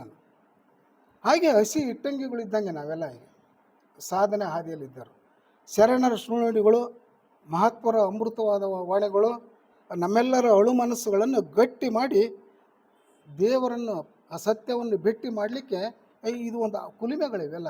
ಈ ಸತ್ಸಂಗ ಅನ್ನೋದೇನೈತೆ ಇದು ಕುಲಿಮೆಗಳಿದು. ನಮ್ಮನ್ನು ಗಟ್ಟಿ ಮಾಡಲಿಕ್ಕೆ, ಅಳು ಮನಸ್ಸನ್ನು ಗಟ್ಟಿ ಮಾಡಲಿಕ್ಕೆ ಇದು ಒಂದು ಕುಲಿಮೆಗಳಿದ್ದಾಗಿದೆ. ಸತ್ಸಂಗದ ಮಹತ್ವ ಎಷ್ಟು ಅಂದರೆ ಅದು ಹೇಳಲ್ಲ, ಅಸದಾಳ. ನಾವಿಲ್ಲಿ ಸೇರಿದ್ದೀವಿ. ಇಲ್ಲಿ ನಾವೆಲ್ಲ ಗುಪ್ತ ಸಾಧಕರು. ಅನೇಕ ಶಕ್ತಿಗಳ ಆಗರ ನಮ್ಮಲ್ಲಿ ತುಂಬಿಟ್ಟಿದೆ, ನಮಗೆ ಗೊತ್ತಿಲ್ಲದೇ ಇನ್ವಿಸಿಬಲ್ ಆಗಿ ನಡೀತಿದೆ. ಅನೇಕ ಶಕ್ತಿಗಳ ಆಗಮನ ನಮ್ಮಲ್ಲಿ ನಡೀತಿದೆ, ವಿನಿಮಯ ಆಗ್ತಾಯಿದೆ. ಈ ಒಂದು ಸತ್ಸಂಗದಲ್ಲಿ ಅಂಥ ಒಂದು ಮಹತ್ತರವಾದ ಶಕ್ತಿ ಈ ಒಂದು ಶಕ್ತಿಗಿದೆ. ನಾವಿಲ್ಲಿ ಆತ್ಮದಗ್ಗೆ ಪರಿಶೀಲನೆ ಮಾಡ್ತಾ ಇದ್ದೀವಲ್ಲ, ಆ ಒಂದು ಶಕ್ತಿ ಇಲ್ಲಿ ತುಂಬಿಕೊಂಡಿದೆ. ಫಿಲಿಪ್ಸ್ ಬುರುಕ್ಸ್ ಎಂಬ ಒಬ್ಬ ತತ್ವಜ್ಞಾನಿ ಒಂದೆಡೆ ಹೇಳ್ತಾನೆ, ಎಲ್ಲಿ ಆತ್ಮಗಳ ಬಗ್ಗೆ ಪರಿಶೋಧನೆ ವಿಚಾರ ನಡೀತಾ ಇರ್ತೈತೋ ಅಲ್ಲಿ ಎಲ್ಲ ದೇವತೆಗಳೆಲ್ಲ ತಮ್ಮ ಕೆಲಸಗಳನ್ನು ಬಿಟ್ಟು ಕೈ ಮುಗಿದು ನಿಂತ್ಕೊಂಡಿರ್ತಾರಂತೆ. ಹಾಗೆ ಹೊರಗೆ ಬರ್ಬೇಕಾದ್ರೆ ಎಲ್ಲರಿಗೂ ಒಬ್ಬೊಬ್ರು ವರ್ಷಿಸ್ತಾರಂತವ್ರು. ನೋಡ್ರಿ, ಸತ್ಸಂಗದಲ್ಲಿ ಎಂಥ ಒಂದು ಮಹತ್ತರವಾದ ಶಕ್ತಿ ಇದೆ. ಈಗ ಉದಾಹರಣೆಗೆ ಇದು ಏನಂದ್ರೆ ಮನಸ್ಸಿಗೆ ಒಂದು ಸಂಸ್ಕಾರ ಕೊಡುವಂಥ ಒಂದು ಒಂದು ಕುಲಿಮೆ ಇದು. ಲ್ಯಾಬ್ರೇಟರಿ ಅಂದ್ರೆ ತಪ್ಪಾಗಲಾರ್ದು. ಇದು ಮನಸ್ಸಿಗೆ ಒಂದು ಒಂದು ಸಂಸ್ಕಾರ ಕೊಡುವಂಥದ್ದು. ಈಗ ಒಂದು ಉದಾಹರಣೆಗಪ್ಪ, ಸಗಣಿಗೆ ಸಂಸ್ಕಾರ ಕೊಟ್ಟರೆ ಏನಾಗುತ್ತೆ? ಅದು ಬೆರಣೆ ಆಗುತ್ತೆ. ಅದು ಬೆರಣಿಗೆ ಸಂಸ್ಕಾರ ಕೊಟ್ಟರೆ, ಬೆಂಕಿಯ ಇದನ್ನು ಕೊಟ್ಟನಪ್ಪ ಅಂದರೆ ಏನಾಗುತ್ತೆ? ಅದು ಬೂದಿ ಆಗುತ್ತೆ. ಆ ಬೂದಿಗೆ ಸಂಸ್ಕಾರ ಕೊಟ್ಟರೆ ಏನಾಗುತ್ತೆ? ಇದೆ ವಿಭೂತಿ ಆಗುತ್ತೆ. ವಿಭೂತಿಗೆ ಒಂದು ಸಂಸ್ಕಾರ ಕೊಟ್ಟರೆ ಏನಾಗುತ್ತೆ ಅಂದರೆ ಅವು ದೇವಮುಡಿಗೆ ಒಂದು ಭಸ್ಮ ಹೋಗುತ್ತೆ. ಒಂದು ಹಾಗೆ ಒಂದು ಕಚ್ಚಾ ತೈಲಪ್ಪ ನಮ್ಮಲ್ಲಿ, ನಮ್ಮ ಭೂಮಿಯಲ್ಲಿ ಕಚ್ಚಾ ತೈಲ ಸಿಗ್ತೈತೆ. ಕಚ್ಚಾ ಸಿಕ್ಕ ಏನಾಗುತ್ತೆ ಅಂತ ಅದನ್ನು ಫಿಲ್ಟ್ರ್ ಮಾಡಿದ್ರೆ ಏನಾಗುತ್ತೆ? ಸೀಮೆ ಎಣ್ಣೆ ಆಗುತ್ತೆ ಮೊದಲು. ಹೌದಲ್ಲ? ನಾವು ವಾಸ್ತವಕತೆ ಒಂದು ತೆಗೆದುಕೊಳ್ತಾ ಹೋಗೋಣ ನಾವು ಉದಾಹರಣೆಗಳನ್ನು. ಸೀಮೆ ಎಣ್ಣೆ ಫಿಲ್ಟ್ರ್ ಮಾಡಿದ್ರೆ ಏನಾಗುತ್ತೆ? ಡೀಸೆಲ್ ಆಗುತ್ತೆ. ಹಾಗೆ ಡೀಸೆಲ್ ಫಿಲ್ಟ್ರ್ ಮಾಡಿದ್ರೆ ಏನಾಗುತ್ತೆ? ಪೆಟ್ರೋಲ್ ಆಗುತ್ತೆ. ಪೆಟ್ರೋಲ್ನು ಫಿಲ್ಟ್ರ್ ಮಾಡಿದ್ರೆ ಏನಾಗುತ್ತೆ? ಅದು ಏರೋಪ್ಲೇನಿಗೆ ಹಾಕೋ ಸೂಕ್ಷ್ಮ ಪೆಟ್ರೋಲ್ ಆಗಿ ಪರಿವರ್ತನೆ ಹೊಂದುತ್ತೆ. ಹಾಗೆ ಮನಸ್ಸು ಅನ್ನೋದೇನೈತಲ್ಲ, ನಾವು ಇಂಥ ಒಂದು ಸತ್ಸಂಗದಲ್ಲಿ ಪರಿವರ್ತನೆ ಕೊಟ್ಟಂಗೆಲ್ಲ ಏನು ಮಾಡ್ತೈತೆ ಅಂತಂದ್ರೆ ಮನಸ್ಸು ಫಿಲ್ಟ್ರ್ ಹೋಗ್ತೈತಿ. ಈ ಉದಾಹರಣೆಗೆ ನಾವೆಲ್ಲ ಹೊರಗಡೆ ದಿನದ 24 ತಾಸುಗಳಲ್ಲಿ ನಾವು ಹೊರಗಡೆ ಇರ್ತೀವಿ. 24 ತಾಸುಗಳಲ್ಲಿ ಹೊರಗಡೆ ಇದ್ದಾಗ ಏನು ಮಾಡ್ತೀವಿ? ಮನಸ್ಸು ನಮ್ಮನ್ನು ಆಳ್ತೈತಿ. ಆದರೆ ಒಂದು ಸತ್ಸಂಗದಲ್ಲಿ ಏನಾಗ್ತೈತೆ ಅಂದ್ರೆ ನಾವು ಮನಸ್ಸನ್ನು ಆಳ್ತೀವಿ. ನಾವು ಮನಸ್ಸನ್ನು ಆಳ್ತೀವಿ. ಅದು ಸತ್ಸಂಗದ ಒಂದು ಮಹತ್ವ ಅಷ್ಟಿದೆ. ಯಾಕಂದರೆ ಮನಸ್ಸು ಸ್ತಬ್ಧವಾಗಿ ಕುಂತಿರ್ತೈತಿ. ನಾನು ಹೇಳ್ತಾ ಇರ್ತಿದ್ದೀನಿ, ನೀವು ಕೇಳ್ತಿರ್ತೀರಿ. ಅವು ನೀವಾಗಿರೋದಿಲ್ಲ, ನಾನಾಗಿರೋದಿಲ್ಲ. ಅವಾಗ ಲೆಸ್ ಆಗಿರ್ತೀವಿ ನಾವೆಲ್ಲ. ಹಾಗಿದ್ದಾಗ ಮಾತ್ರ ಆ ಮನಸ್ಸು, ಈಗ ಹೇಳ್ತೀವಿ, ಮನಸ್ಸಿನ ಚಟುವಟಿಕೆ ಇದು ಚದುರಿದ ಜೇನುಗೂಡಿದ್ದಂಗಿದೆ ಮನಸ್ಸು. ಇದು ಒಂದು ಸಂಸ್ಕಾರ ಕೊಡೋಕೆ, ಟ್ರೈನಿಂಗ್ ಕೊಡೋಕೆ ಒಂದು ಕುಲಿಮೆ ಇದು. ಇದರಲ್ಲಿ ಒಂದು ಇದು ಮಾಡಿದಾಗ, ಒಂದು ಆರ್ಡರ್ ಕೊಟ್ಟಾಗ ಅದು ಸ್ತಬ್ಧವಾಗಿರ್ತೈತಿ. ಮನಸ್ಸು ವರ್ತಮಾನದಲ್ಲಿ ಇರಲಿಕ್ಕೆ ಯಾಕೆ ಇಷ್ಟಪಡೋದಿಲ್ಲ ಅಂತಂದರೆ ಮನಸ್ಸಿನ ಕೆಲಸ ವರ್ತಮಾನದಲ್ಲಿ ಏನೂ ನಡೆಯೋದಿಲ್ಲ. ಅದು ಏನಾಗ್ತದೆ? ಭೂತಕಾಲದ ಹೋಗಿ ತನ್ನ ಚಟುವಟಿಕೆಗಳನ್ನ ನಡಿ ಭಯ ಎಬ್ಬಿಸ್ತೈತಿ, ಮತ್ತು ಮುಂದಿನ ಭವಿಷ್ಯ ಕಾಲದಲ್ಲಿ ಹೋಗಿ ಅದು ಭಯಗೀಡು ಮಾಡ್ತೈತೆ. ಅದು ಅನೇಕ ಸಮಸ್ಯೆಗಳ ಆಲೋಚನೆಗಳಿಗೆ ಅದು ಈಡು ಮಾಡ್ತದೆ. ಆದರೆ ವರ್ತಮಾನದಲ್ಲಿ ನಾವು ನಿಂತ್ಕೊಂಡಪ್ಪ ಅಂದ್ರೆ ವರ್ತಮಾನದಲ್ಲಿ ಮನಸ್ಸಿನ ಚಟುವಟಿಕೆಗಳು ಏನೂ ಇರೋದಿಲ್ಲ.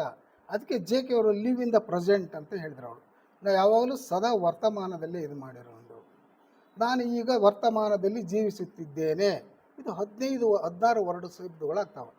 ಇಲ್ಲ ಐ ಆಮ್ ಐ ಪ್ರೆಸೆಂಟ್ ಇಂದ ಲಿಲಿ I live in the present ಅಂತ ಅದು 16 ಶಬ್ದಗಳು ಬರ್ತಾವೆ. ಜೆ ಕೆ ಅವ್ರು ಹೇಳ್ತಾರೆ 16 ಸೂತ್ರಗಳನ್ನು ನೆನಪಿಕೆ ಹೇಳ್ರಿ ಅಂತ ಹೇಳ್ತಾರೆ ಅವರು. ನಾನು ಈಗ ವರ್ತಮಾನದಲ್ಲಿ ಜೀವಿಸುತ್ತಿದ್ದೇನೆ, ಇದು 16 ಶಬ್ದಗಳು.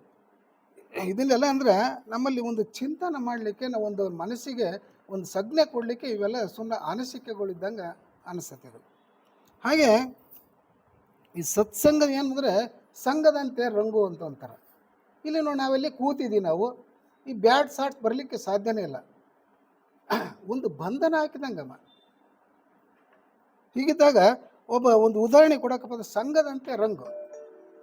ಹೀಗಿದ್ದಾಗ ಒಂದು ಉದಾಹರಣೆ ಕೊಡೋಣಪ್ಪ ಅಂದರೆ, ಶಾಲೆ ಒಬ್ಬ ಮೇಷ್ಟ್ರು ಬರ್ತಾನೆ, ಎಲ್ಲ ಕೂತಿರ್ತಾರೆ. ಅವಾಗೆಲ್ಲ ಆ ಒಂದು ಹುಡುಗನ ಪ್ರಶ್ನೆ ಕೇಳ್ತಾನೆ, ನಕಲಿ ಎಷ್ಟು ಅಂತ ಕೇಳ್ತಾನೆ.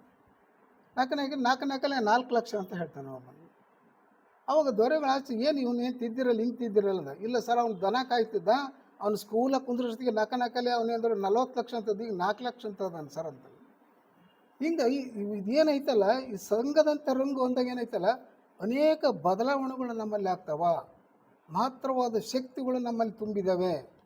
ಅದಕ್ಕೋಸ್ಕರ ಸತ್ಸಂಗದ ಮಹತ್ವ ಎಷ್ಟು ಹೇಳಿದ್ರು ಕಡಿಮೆನೇ ಇದಾವೆ. ಒಬ್ಬ ಶಿಷ್ಯ ಗುರುವನ್ನು ಕೇಳ್ತಾನೆ,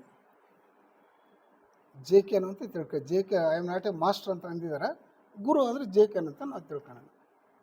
ಆ ಶಿಷ್ಯಂದ್ರೆ ಯಾರಪ್ಪ ಅಂದ್ರೆ ನಾವೆಲ್ಲ ಅಂತ ತಿಳ್ಕೊಳ್ಳೋಣ ನಾವು.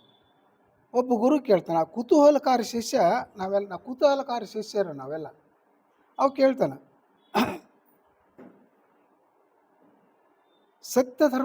ಸತ್ಯಕ್ಕೆ ಪಥ ಯಾವುದು, ಸತ್ಯ ದರ್ಶನಕ್ಕೆ ಪಥ ಯಾವುದು, ಮಾರ್ಗ ಯಾವುದು ಅಂತ ಕ್ವಶನ್ ಮಾಡ್ತಾನೆ. ಆಗ ಸದ್ಗುರು ಹೇಳ್ತಾರೆ, ಆ ಮಾರ್ಗ ಅನ್ನೋದು ಬೇರೆ ಎಲ್ಲೋ ಸಾವಿರಾರು ಮೈಲುಗಳ ದೂರದಲ್ಲಿಲ್ಲ, ಅದು ನಮ್ಮ ಕಣ್ಣೆದುರಿನಲ್ಲೇ ಇದೆ ಅಂತ ಸದ್ಗುರುಗಳು ಹೇಳ್ತಾರೆ.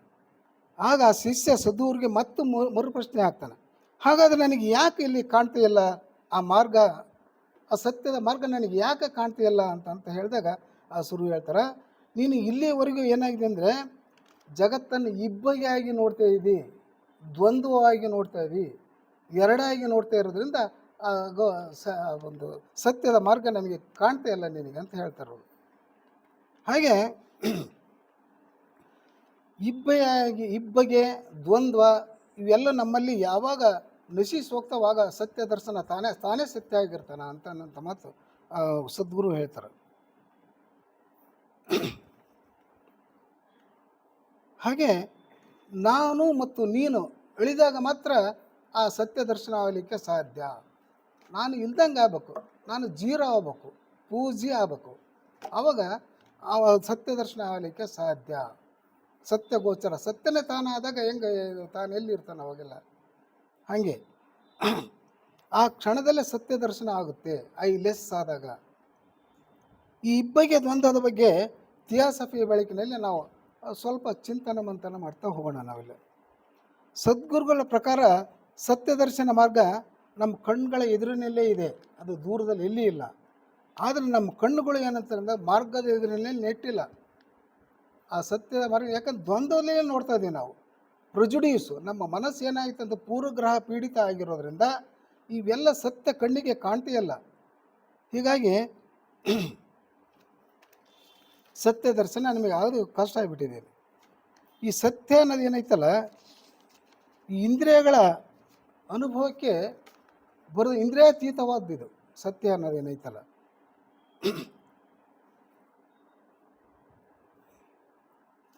ಅದಕ್ಕೆ ಒಂದು ನಮ್ಮಲ್ಲಿ ಐಕ್ಯ ಮಾತ್ರ ಬರ್ತೈತೆ. ಇದು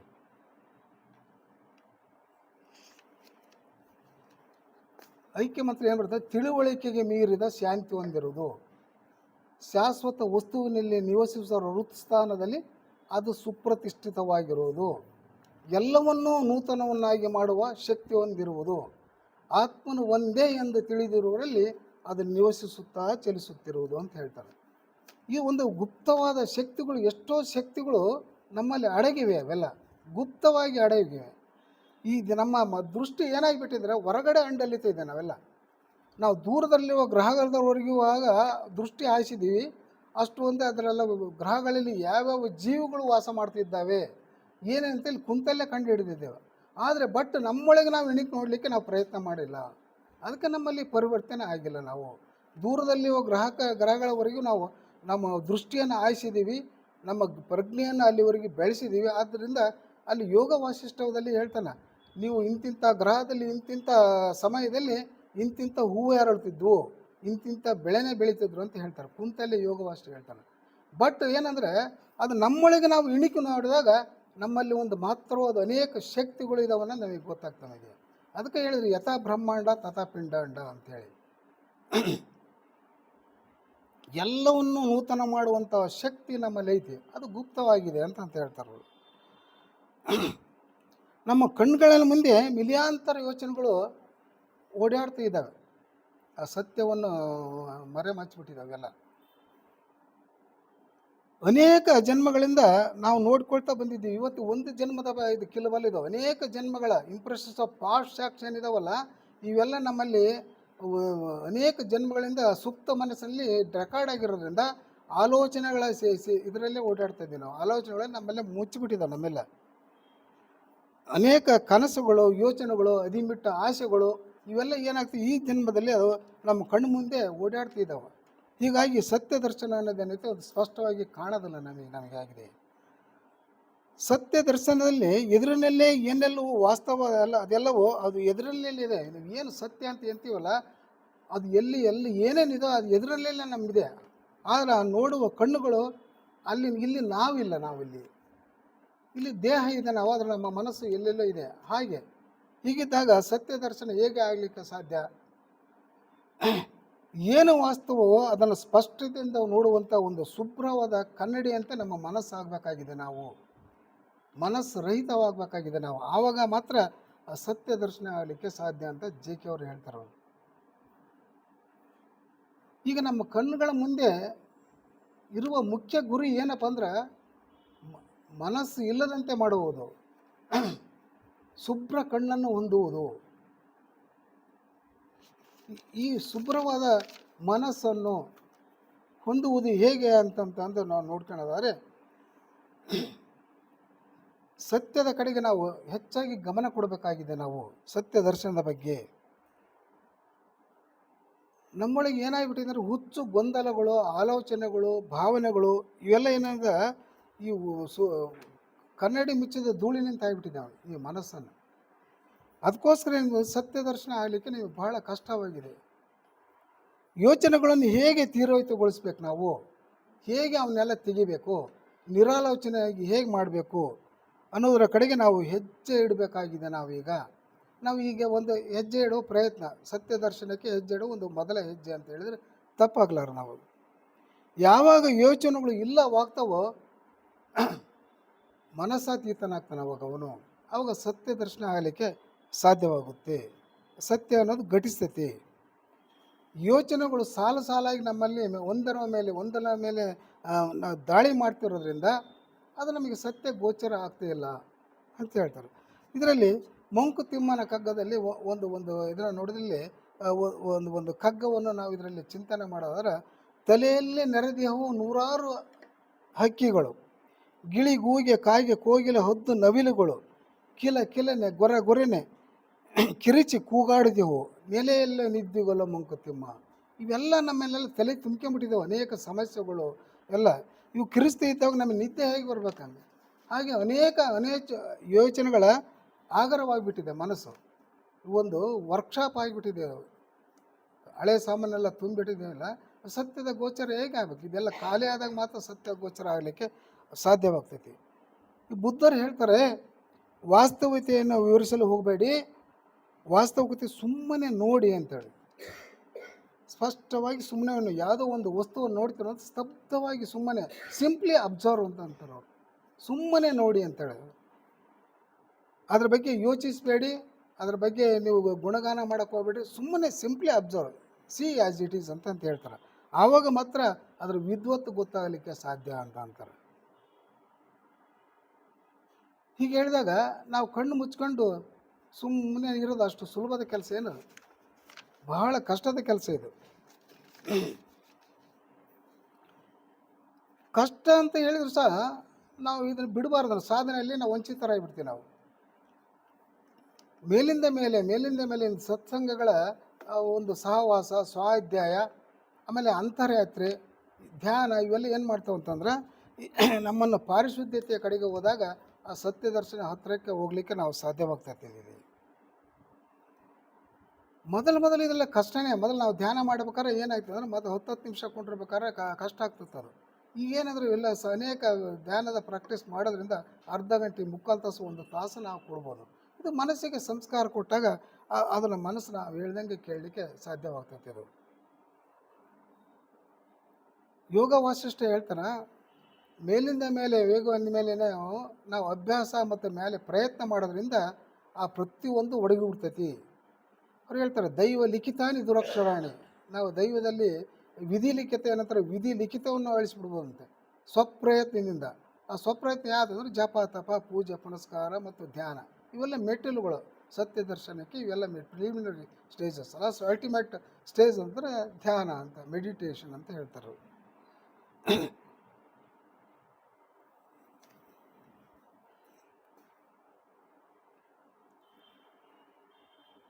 ಪ್ರಕೃತಿ ಅನ್ನೋದು ಏನೈತಲ್ಲ, ನಾವು ಯಾರು ಸಾಧನೆಯಲ್ಲಿ ತೊಡ್ತಾರ ಅವರು ನಾವು we are not coming lonely. ಯಾಕಂದರೆ ನಮ್ಮ ಸುತ್ತಲೂ ಏನಾಗಿದೆ ಅಂದರೆ ಅದೃಶ್ಯ ದೇವತೆಗಳಿದ್ದಾರೆ, ಸಹಾಯಕರಿದ್ದಾರೆ, ಕರ್ಮ ದೇವತೆಗಳಿದ್ದಾರೆ.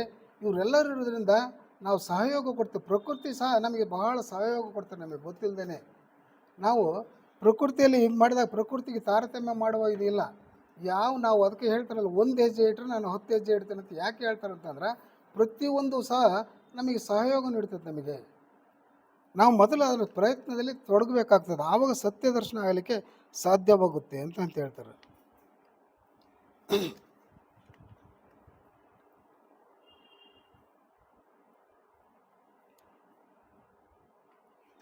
JK ಅವ್ರ ಪ್ರಕಾರ ಯಾವುದರ ಒಂದು ವಸ್ತುವನ್ನು ಸುಮ್ಮನೆ ನೋಡ್ಬೇಕಂತ. ನಾವು ಸಿ ಆ್ಯಸ್ ಇಟ್ ಈಸ್. ಈ ಒಂದು ಗುಲಾಬಿ ನೋಡ್ತೀವಪ್ಪ, ನಾವು ಗುಲಾಬಿ ನೋಡಿದ ತಕ್ಷಣಕ್ಕೆ ಅದು ಕಲರ್ ಇದು ಹಿಂಗೆ ಅಂತ ಹೇಳ್ಬಿಡ್ತೀವಿ. ನಾವು ಸುಮ್ಮನೆ ನೋಡೋದ್ರಿಂದ ಅಂದರೆ ಅದರಿಂದ ವಂಚಿತರಾಗಿಬಿಡ್ತೀವಿ. ಒಂದು ಸೂರ್ಯೋದಯವನ್ನು ನೋಡ್ತೀವಿ. ನಾವು ಸೂರ್ಯೋದಯವನ್ನು ಸುಮ್ಮನೆ ನೋಡಬೇಕು. ಆದರೆ ಸೂರ್ಯೋದಯ ಆಗಿದೆ ಹೀಗೆ ಅಂತ ನಾವು ವರ್ಣನೆ ಮಾಡೋಕ್ಕೆ ಹೋಗ್ತೀವಲ್ಲ, ಆ ಮೈಂಡ್ ಡೈವರ್ಟ್ ಆಗಿಬಿಡ್ತೈತೆ. ಅವಾಗ ಆ ಸತ್ಯತೆ ಅನ್ನೋದು ನಮಗೆ ಅರ್ಥ ಆಗೋದಿಲ್ಲ. ಅದಕ್ಕೆ ಸಿ ಆ್ಯಸ್ ಇಟ್ ಈಸ್, ಸುಮ್ಮನೆ ನೋಡಬೇಕು ಅಂತಂತಾರೆ ಅವರು. ಈ ಪ್ರೊಜುಡೀಸ್ ನಮ್ಮಲ್ಲಿ ಏನಾಗ್ತದೆ, ಅನೇಕ ಜನ್ಮಗಳ ಪೂರ್ವಗ್ರಹ ಪೀಡಿತರಾಗಿಬಿಟ್ಟಿದ್ದೀವಲ್ಲ. ಯಾವುದೇ ಒಂದು ವಸ್ತು ನೋಡಲಿ ಅದಕ್ಕೆ ನಾವು ಟಕ್ ಅಂತ ಹೆಸರಿಟ್ಬಿಡ್ತೀವಿ. ಒಂದು ಅದು ಆಗಬಾರ್ದು ಅದು ಅಂತ ಹೇಳ್ತಾರೆ ಅವರು. ಪೂರ್ವಗ್ರಹ ಪೀಡಿತದಿಂದ ದೂರ ಇರಿ ನೀವು, ಅವಾಗ ಸತ್ಯ ಗೋಚರ ಆಗಲಿಕ್ಕೆ ಸಾಧ್ಯವಾಗುತ್ತೆ ಅಂತ ಅಂತಾರೆ.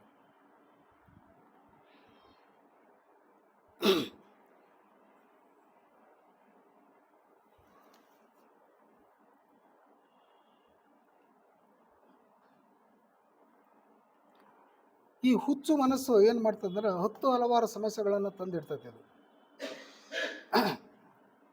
ಹುಚ್ಚು ಮನಸ್ಸಿನ ಒಂದು ಕೆಲಸ ಏನಪ್ಪ ಅಂತಾರೆ, ಆಲೋಚನೆಗಳನ್ನು, ಸಮಸ್ಯೆಗಳನ್ನು ತಂದೊಡ್ಡೋದೇ ಒಂದು ಮನಸ್ಸಿನ ಕಾರ್ಯ. ಆದರೆ ಅದನ್ನು ಸಾಲ್ವ್ ಮಾಡೋ ಶಕ್ತಿ ಮನಸ್ಸಿಗಿರೋದಿಲ್ಲ. ಅದು ಅದಕ್ಕೋಸ್ಕರ ಅವ್ರು ಹುಚ್ಚರಾಗಬೇಡ ಅಂತಾರೆ ಅಂತ ಹೇಳ್ತಾರೆ. ಹುಚ್ಚರಂದ್ರೆ ಯಾರು ಅಂತಂತ ಇಲ್ಲಿ JK ಅವರ ದೃಷ್ಟಿಯಲ್ಲಿ ಹೇಳ್ತಾರೆ. ಅವರು ಯಾರು ವಾಸ್ತವಿಕತೆಗೆ ಯಾವಾಗಲೂ ಬರುವುದಿಲ್ಲವೋ ಅವರೇ ಹುಚ್ಚರು ಅಂತ ಅಂತಾರೆ. ವಾಸ್ತವಿಕತೆಗೆ ಯಾರು ಬರೋದಿಲ್ಲ ಅವರು ಹುಚ್ಚರು ಅಂತ ಹೇಳ್ತಾರೆ ಅವರು. ನಾವೆಲ್ಲ ಈಗೆಲ್ಲ ವಾಸ್ತವದ ಜೊತೆಗೆ ಇಲ್ಲ, ನಾವಿಲ್ಲ, ಎಲ್ಲೋ ಇದ್ದೀವಿ. ನಾವು ವಾಸ್ತವದ ಕಡೆಗೆ ಬರುವಂಥ ಒಂದು ಪ್ರಯತ್ನ ಇಲ್ಲಿ ನಮ್ಮಲ್ಲಿ ನಡೆದಿದೆ ಅಂತ ಹೇಳ್ಬೋದು ನಾವು. ಹಾಗೆ ನಾವು ಒಂದು ರೀತಿಯಲ್ಲಿ ನೀವೆಲ್ಲ ಮತಿಭ್ರಮಿತರಾಗಿರೋರು ಅಂತ ಅಂತಾರೆ. ಹೇಗೆ ಅಂತಂತಂದ್ರೆ ನಾವು ನೋಡಿದ್ದ ಒಂದು ಸಡನ್ನಾಗಿ ಹೆಸರಿಟ್ಬಿಡ್ತೀವಿ. ನಾವು ಸತ್ಯದ ಗೋಚರ ಆಗಲಿಕ್ಕಿಲ್ಲ. ಹಾಗೆ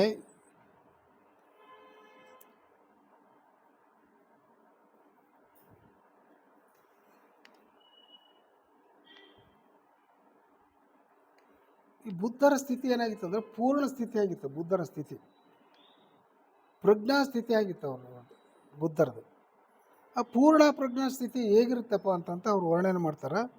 ನೋಡೋದಾದರೆ ಅವರು ಬೋಧಪೂರ್ಣರಾಗಿದ್ದರು ಅವರು ಬುದ್ಧರು. ಪ್ರಜ್ಞಾಸ್ಥಿತಿ ಹೇಗಿರುತ್ತೆ ಅಂದರೆ ಇಂಥವರು ವಾಸ್ತವಿಕತೆಯೊಂದಿಗೆ ಆಳವಾಗಿ ಬೇರೂರಿದ್ರು ಇವರು. ಇಂಥವರು ಎಂದಿಗೂ ಸಹ ವಾಸ್ತವದೊಂದಿಗೆ ಬೇರೆ ಆಗೋದಿಲ್ಲ, ವಾಸ್ತವದೊಂದಿಗೆ ಇದ್ದರು. ಅದು ಅದು ಪ್ರಜ್ಞಾಸ್ಥಿತಿ, ಸಾಕ್ಷಾತ್ಕಾರ, ಇದು ಬುದ್ಧರ ಸ್ಥಿತಿ ಹೇಳ್ತಾರೆ. ಹೀಗಿದ್ದಾಗ ನಾವೆಲ್ಲ ಗುಪ್ತ ಸಾಧಕರಾಗಿರೋದ್ರಿಂದ ಮಧ್ಯದ ಮಧ್ಯದ ಒಂದು ದಾರಿಯಲ್ಲಿ ನಿಂತಿದ್ದೇವೆ ನಾವು. ಮುಂದೆ ನಾವು ಮತಿಭ್ರಮಿತರಾಗ್ಬೋದು ಅಥವಾ ಸಾಕ್ಷಾತ್ಕಾರ ಪಡೆಯೋಕೆ ಒಂದು ದಾರಿಯಲ್ಲಿ ಇದ್ದರೂ ಇರ್ಬೋದು. ನಾವು ಏನು ಮಾಡೋದು, ಅದು ನಮ್ಮ ವಿವೇಚನೆಗೆ ಬಿಟ್ಟಂಥವಿದ್ದದ್ದು. ನಮ್ಮ ಸಾಧನೆ ಮತ್ತು ಪ್ರಯತ್ನದ ಮೇಲೆ ನಮ್ಮ ಇದು ಸಾಧನೆ ನಿಂತಿದೆ ನಮಗೇನೆಲ್ಲ.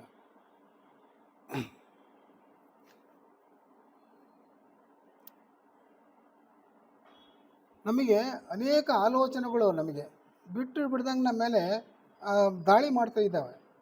ಇವುಗಳನ್ನು ನಮ್ಮ ಆಲೋಚನೆಗಳು ಹೇಗಾಗ್ಬಿಟ್ಟಿದೆ ಅಂದರೆ 100% ವೇಸ್ಟ್ ಆಲೋಚನೆಗಳೇ, 10% ಮಾತ್ರ ಸರಿಯಾದ ಆಲೋಚನೆಗಳು ಇರ್ತಾವೆ.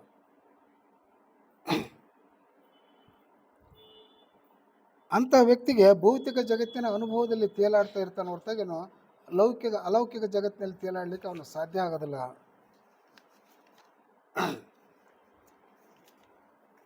ನಾವು ಆಲೋಚನೆಗಳ ಸುಳಿಯನ್ನು ಬಿಟ್ಟು ಒಂದು ಸಾಧನೆ ಹಾದಿಯಲ್ಲಿ ಹೋದಾಗ ಏನಂತಾರೆ, ಅವ್ರು ಹೇಳ್ತಾರೆ, ಅವರು JK ಅವರು ಹೇಳ್ತಾರೆ, ನಮ್ಮ ಒಂದು ಹುಲ್ಲುಕಡ್ಡಿ ಸಹ ನಮಗೆ ಗೈಡ್ ಮಾಡ್ತೈತಿ ಅಂತ ಮಾತು ಅವ್ರು ಹೇಳ್ತಾರೆ. ಅವರು ಒಂದು ಉದಾಹರಣೆಯನ್ನು ಕೊಡೋದಾದರೆ, ನಾವು ಸಾಧನೆಯಲ್ಲಿ ಹಾದಿಯಲ್ಲಿ ಇದ್ದೀವಪ್ಪ ಅಂದರೆ ಈ ಪ್ರಕೃತಿ ಆಗಲಿ, ಪ್ರತಿಯೊಂದು ಗುಪ್ತ ಸಾಧಕರಾಗಲಿ, ಇನ್ವಿಸಿಬಲ್ ಹೆಲ್ಪರ್ಸ್ ಆಗಲಿ, ಇವರೆಲ್ಲ ಸಹಾಯ ಮಾಡ್ತಾರೆ ಅನ್ನೋದಕ್ಕೆ ನಾವು ನಮ್ಮಲ್ಲೇ ಒಬ್ಬ ಗುರು ಇದ್ದಾನೆ. ನಾವು ಒಳಗಡೆ ಒಂದು ಸಂಜ್ಞೆ ಮಾಡ್ತಾ ಇದ್ದಾನೆ ನಮ್ಮಲ್ಲಿ. ಏನಪ್ಪ ಅಂದರೆ, ಒಂದು ಆಶ್ರಮದಲ್ಲಿ ಒಬ್ಬ ಶಿಷ್ಯ ಇದ್ದವನು, ಅವನು ಪರಿಪೂರ್ಣತೆಯನ್ನು ಹೊಂದಿದ್ದ. ಆದರೆ ತನಗೆ ಗೊತ್ತಿದ್ದಿಲ್ಲ. ಅವನಿಗೆ ಗೊತ್ತಿದ್ದಾಗ ಏನಾಯಿತು ಅಂತಂದರೆ, ಅವನು ಅವತ್ತಿನವರೆಗೂ ಗುರುಗಳು ಒಂದು ಸಲನೂ ಮಾತಾಡ್ಸಿದ್ದಿಲ್ಲ ಅವನ್ನ. ಆವಾಗ ಏನಾಯ್ತು, ಇವನು ತನ್ನಟಿ ತಾನೇ ಏನು ತಿಳ್ಕೊಂಬಿಡ್ತಾನೆ ಅಂತಂದರೆ, ನಾನು ಅಪೂರ್ಣನಿದ್ದೀನಿ, ನಾನು ಆಶ್ರಮ ಬಿಟ್ಟು ಹೋಗಿಬಿಡ್ಬೇಕು ನಾನು ಅಂತೇಳಿ ಅವನು ಆಶ್ರಮ ಬಿಟ್ಟು ಬಂದಾಗ ಒಂದು ಬೇಸಿಗೆ ಒಂದು ಬಿಸಿಲಿನಲ್ಲಿ ಒಂದು ಬಾವಿ ಹತ್ರ ಹೋಗ್ತಾನೆ. ಬಾವಿಯಲ್ಲಿ ಸೇದ ಬಾವಿ ಇದ್ವು ಅವಾಗೆಲ್ಲ. ಅದು ನೀರು ಹಿಡಿದು ಎಳಿಬೇಕಾದ್ರೆ ಏನಕ್ಕೆ ಒಂದು ಸ್ವಲ್ಪ ನೀರು ಕೊಡ್ರಿ ಅಂತಾನೆ. ಒಬ್ಬ ಹೆಣ್ಣು ಮಗಳು ಒಂದು ನೀರು ಹಾಕ್ಬೇಕಾದ್ರೆ ಆ ಬಕ್ಸಲ್ಲಿ ನೀರು ಕುಡಿತಾನೆ. ನೀರು ಕುಡಿದಾಗ ಆ ಒಂದು ದಂಡೆ ಏನಿತ್ತಲ್ಲ, ನೀರು ಕೊಡ ಎಳೆದು ಅದು ಸೌದಿರ್ತದೆ. ಅದೆಲ್ಲ ಆ ಒಂದು ದಂಡೆ ಸೌದಾಗ ಇವನಿಗೊಂದು ರಿಯಲೈಸ್ ಆಗ್ತೈತಿ. ಏನಪ್ಪ ಅಂತಂದ್ರೆ, ನೋಡಿ ಈ ಕಲ್ಲು ಸಹ ಸೌದೈತಿ, ನಾನು ಜೀವನ ಮನಸ್ಸು ನಾನ್ಯಾಕೆ ಇದು ಇನ್ನೊಂದು ಪರಿಪೂರ್ಣ ಆಗಬಾರ್ದು ಅಂತೇಳಿ ಅವ್ನು ಮತ್ತೆ ಪುನಃ ಅದು ಒಂದು ಇನ್ಸ್ಪಿರೇಷನ್ ಅದನ್ನು ನೋಡಿ, ಆ ದೃಶ್ಯ ನೋಡಿ ಅವನು ಹೊತ್ತು ವಾಪಸ್ ಹೋಗ್ತಾನೆ. ವಾಪಸ್ ಹೋದಾಗ ಆ ಗುರುಗಳೆಲ್ಲ ಹಾರ ತುರ ಹಿಡ್ಕೊಂಡು ಅವನಿಗೆ ಇನ್ವೈಟ್ ಮಾಡ್ತಾರೆ. ಇಲ್ಲಿ ಮಾತ್ರವಾದ ಶಕ್ತಿ ಐತೆ ಅಂತೇಳಿ ಆ ಮಠಕ್ಕೆ ಅವನ್ನ ಸ್ವಾಮಿ ಮಾಡ್ತಾರೆ ಅವನು. ಹೀಗೆ ನಾವು ಸಾಧನೆಯಲ್ಲಿ ಮುಳುಗಿದಾಗ ಅನೇಕ ಶಕ್ತಿಗಳು ನಮಗೆ ಸಹಾಯ ಮಾಡ್ತಾವೆ ಅಂತ ಹೇಳ್ತಾರೆ.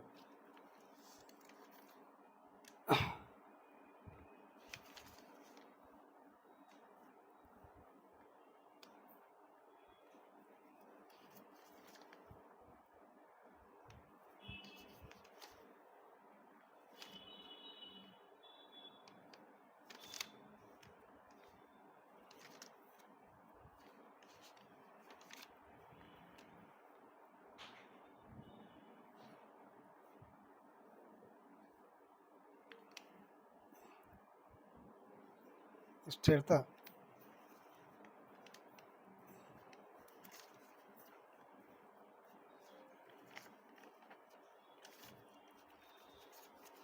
ಇಲ್ಲಿ ನನಗೆ ಒಂದು ಮಾತಾಡಲಿಕ್ಕೆ ಅವಕಾಶ ಕೊಟ್ಟಿದ್ದಕ್ಕೆ ನನಗೆ ಕಾಲಾವಕಾಶ ಇದ್ದಿಲ್ಲ, ಅದಕ್ಕೆ ಇಷ್ಟು ಮಾತಾಡಿದ್ದೀನಿ. ಇಲ್ಲಿ ಮಾತಾಡಲಿಕ್ಕೆ ಅವಕಾಶ ಕೊಟ್ಟ ಎಲ್ಲ ಕಾರಣಕರ್ತರಿಗೂ ನಮಸ್ಕಾರ ನಮಸ್ತೆ.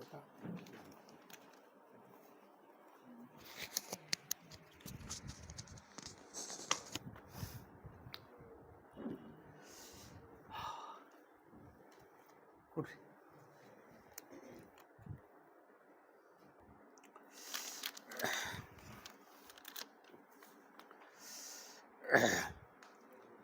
ಸತ್ಯ ಪಥವಿಲ್ಲದ ತಾಣ.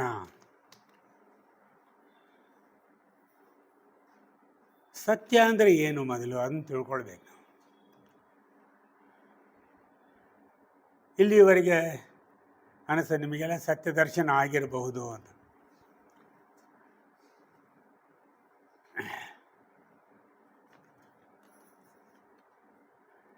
ಆಯಿತೋ ಇಲ್ವೋ ಸತ್ಯ ದರ್ಶನ? ಒಂದು ಸಣ್ಣ ಜೋಂಪು ಬಂದರೂ ಕೂಡ ಅದು ನಿಮಗೆ ಸತ್ಯ ದರ್ಶನ ಮಾಡಿಸಿರ್ತದೆ ಗ್ಯಾರಂಟಿ. ಯಾಕಂದರೆ ಗಂಗಾಧರಪ್ಪನವರು ಚೆನ್ನಾಗಿ ಊಟ ಹಾಕಿಬಿಟ್ಟಿದ್ದಾರೆ.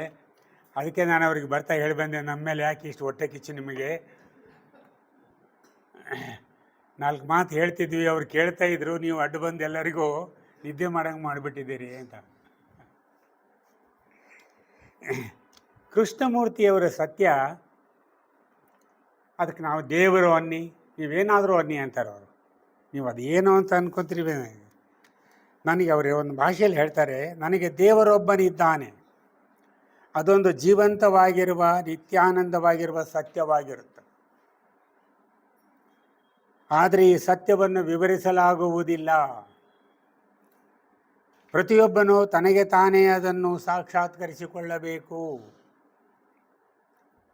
ಯಾರೋ ಒಬ್ಬ ವ್ಯಕ್ತಿ ದೇವರೆಂದರೇನು, ಸತ್ಯವೆಂದರೇನು ಎಂದು ಕಲ್ಪಿಸಿಕೊಳ್ಳುತ್ತಾ ಹೋಗುವವರು ಕೇವಲ ಪಲಾಯನವಾದ ಮಾತ್ರ ಮಾಡುತ್ತಾರೆ. ಇದು ಅವರ ಹೇಳಿಕೆ, ಒಂದು ಸ್ಟೇಟ್ಮೆಂಟ್. ಯಾರೂ ಸತ್ಯವನ್ನು ದರ್ಶನ ಮಾಡಲಿಕ್ಕೆ ಆಗೋದಿಲ್ಲ. ರಾಮಕೃಷ್ಣ ಪರಮಹಂಸರದೇ ತೆಗೆದುಕೊಳ್ಳಿ.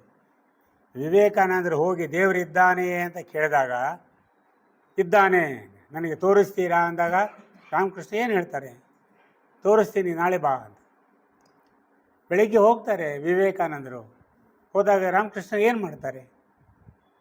ಅವರ ಮಸ್ತಕದ ಮೇಲೆ ಕೈ ಇಡ್ತಾರೆ ಅಷ್ಟೇ. ಎಚ್ಚರ ಆದಮೇಲೆ ವಿವೇಕಾನಂದ ದೇವರಂದರೆ ಏನೂ ಕೇಳೋದಿಲ್ಲ, ನಾನು ನೋಡಿದೆ ಅಂತಲೂ ಹೇಳೋದಿಲ್ಲ. ಇಲ್ಲ, ಅವನಿಗೆ ಅದು ಅನುಭವ. ಸತ್ಯ ಅನ್ನೋದು ನಮ್ಮ ಅನುಭವಿಸಬೇಕೇ ಹೊರತು ಅನುಭವ ಅಲ್ಲ. ಅದು ಸತ್ಯ ಅನುಭವವಲ್ಲ, ಅನುಭವ. ಅದು ಅನುಭವವನ್ನು ಹೇಳಲಿಕ್ಕೆ ಸಾಧ್ಯನೇ ಇಲ್ಲ. ಇದು ಹೀಗೆ, ಅದು ಹಾಗೆ ಅಂತ ಹೇಳಲಿಕ್ಕೆ ಸಾಧ್ಯನೇ ಇಲ್ಲ. ಅದು ಆನಂದಿಸಬೇಕು ಅಷ್ಟೇ. ಇದು ಒಂದು ಸ್ಥಿತಿ. ಅದಕ್ಕೆ ಸತ್ಯವೆಂದರೇನು, ನಿಜವಾದ ಸತ್ಯ ಇದೆ, ಅದೇ ಪರಬ್ರಹ್ಮ ಸತ್ಯ. ಅದು ಇರೋದು ಒಂದೇ ಸತ್ಯ. ಯಾರು ಹೇಳಿದರೂ ಅದನ್ನೇ ಹೇಳಬೇಕು, ಆದರೆ ಯಾರೂ ಹೇಳಂಗಿಲ್ಲ. ಪ್ರತಿಯೊಬ್ಬರು ಅದನ್ನು ತನಗೆ ತಾನೇ ಕಂಡುಕೊಳ್ಳಬೇಕು. ಸತ್ಯವು ಒಂದು ನಿಶ್ಚಿತ ದಾರಿ ಇಲ್ಲದಂತಹ ನೆಲೆ. ಈ ನೆಲೆಯನ್ನು ಯಾವುದೇ ಧರ್ಮ, ಸಿದ್ಧಾಂತ ಇತ್ಯಾದಿಗಳ ಮೂಲಕ ತಲುಪಲು ಸಾಧ್ಯವಿಲ್ಲ. ಇದು JK ಅವರ ದೃಷ್ಟಿಕೋನ. ಸತ್ಯವು ಅಪಾರವೂ ಅನಿರ್ಬಂಧವೂ ಆದ್ದರಿಂದ ಅದಕ್ಕೆ ಯಾವುದೇ ನಿಶ್ಚಿತವಾದ ದಾರಿಯಿಲ್ಲ. ಸತ್ಯವನ್ನು ಸಂಘಟಿಸಲು ಸಾಧ್ಯವಿಲ್ಲ.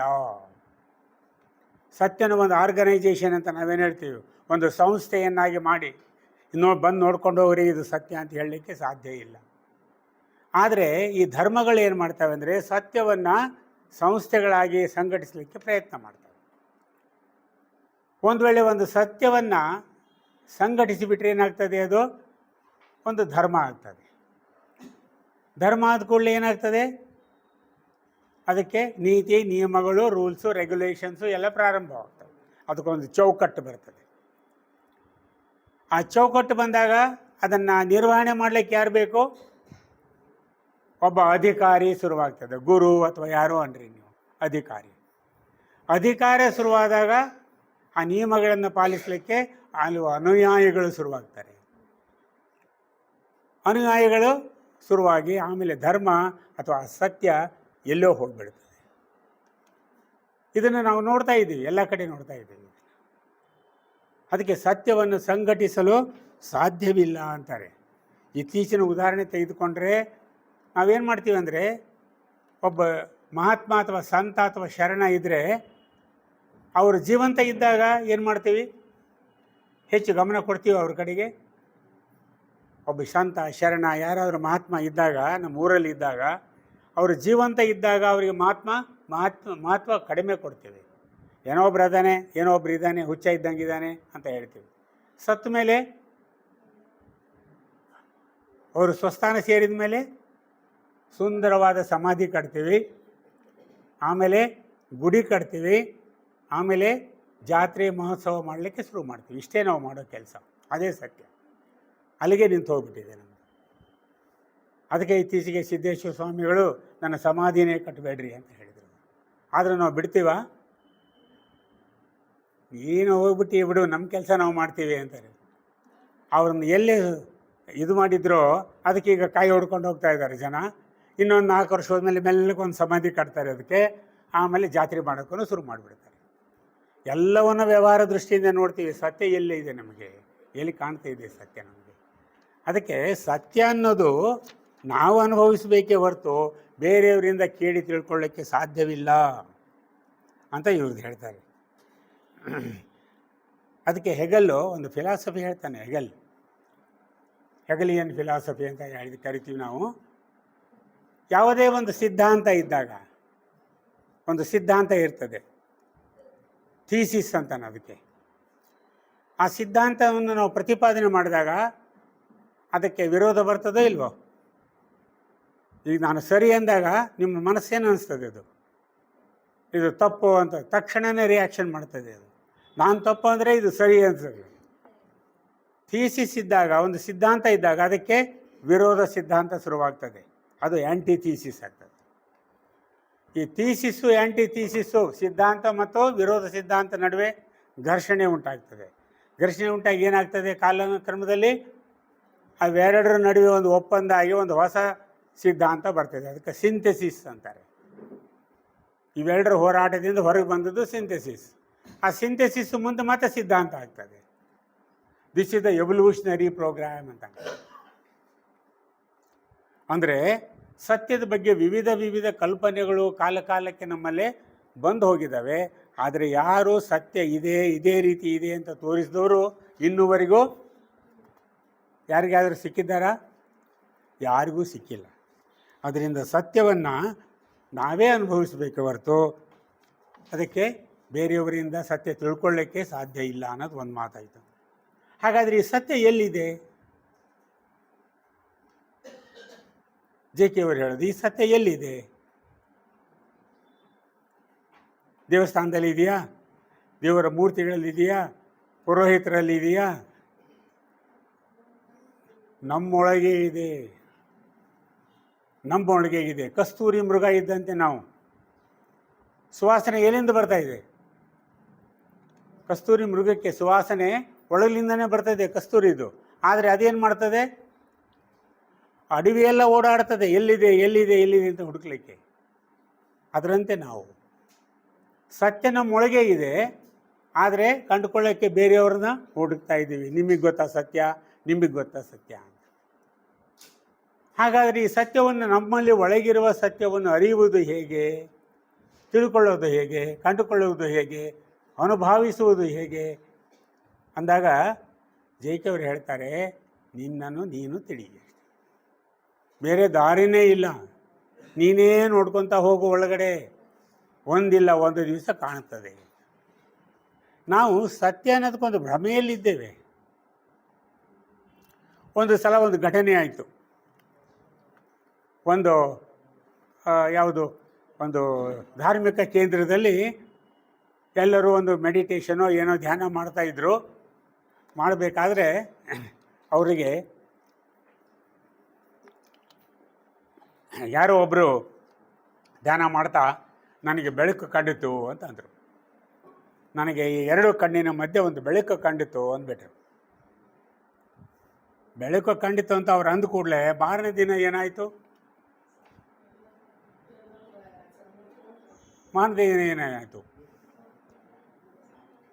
ಬೆಳಕು ಕಂಡಿಲ್ಲ ಅಂದರೆ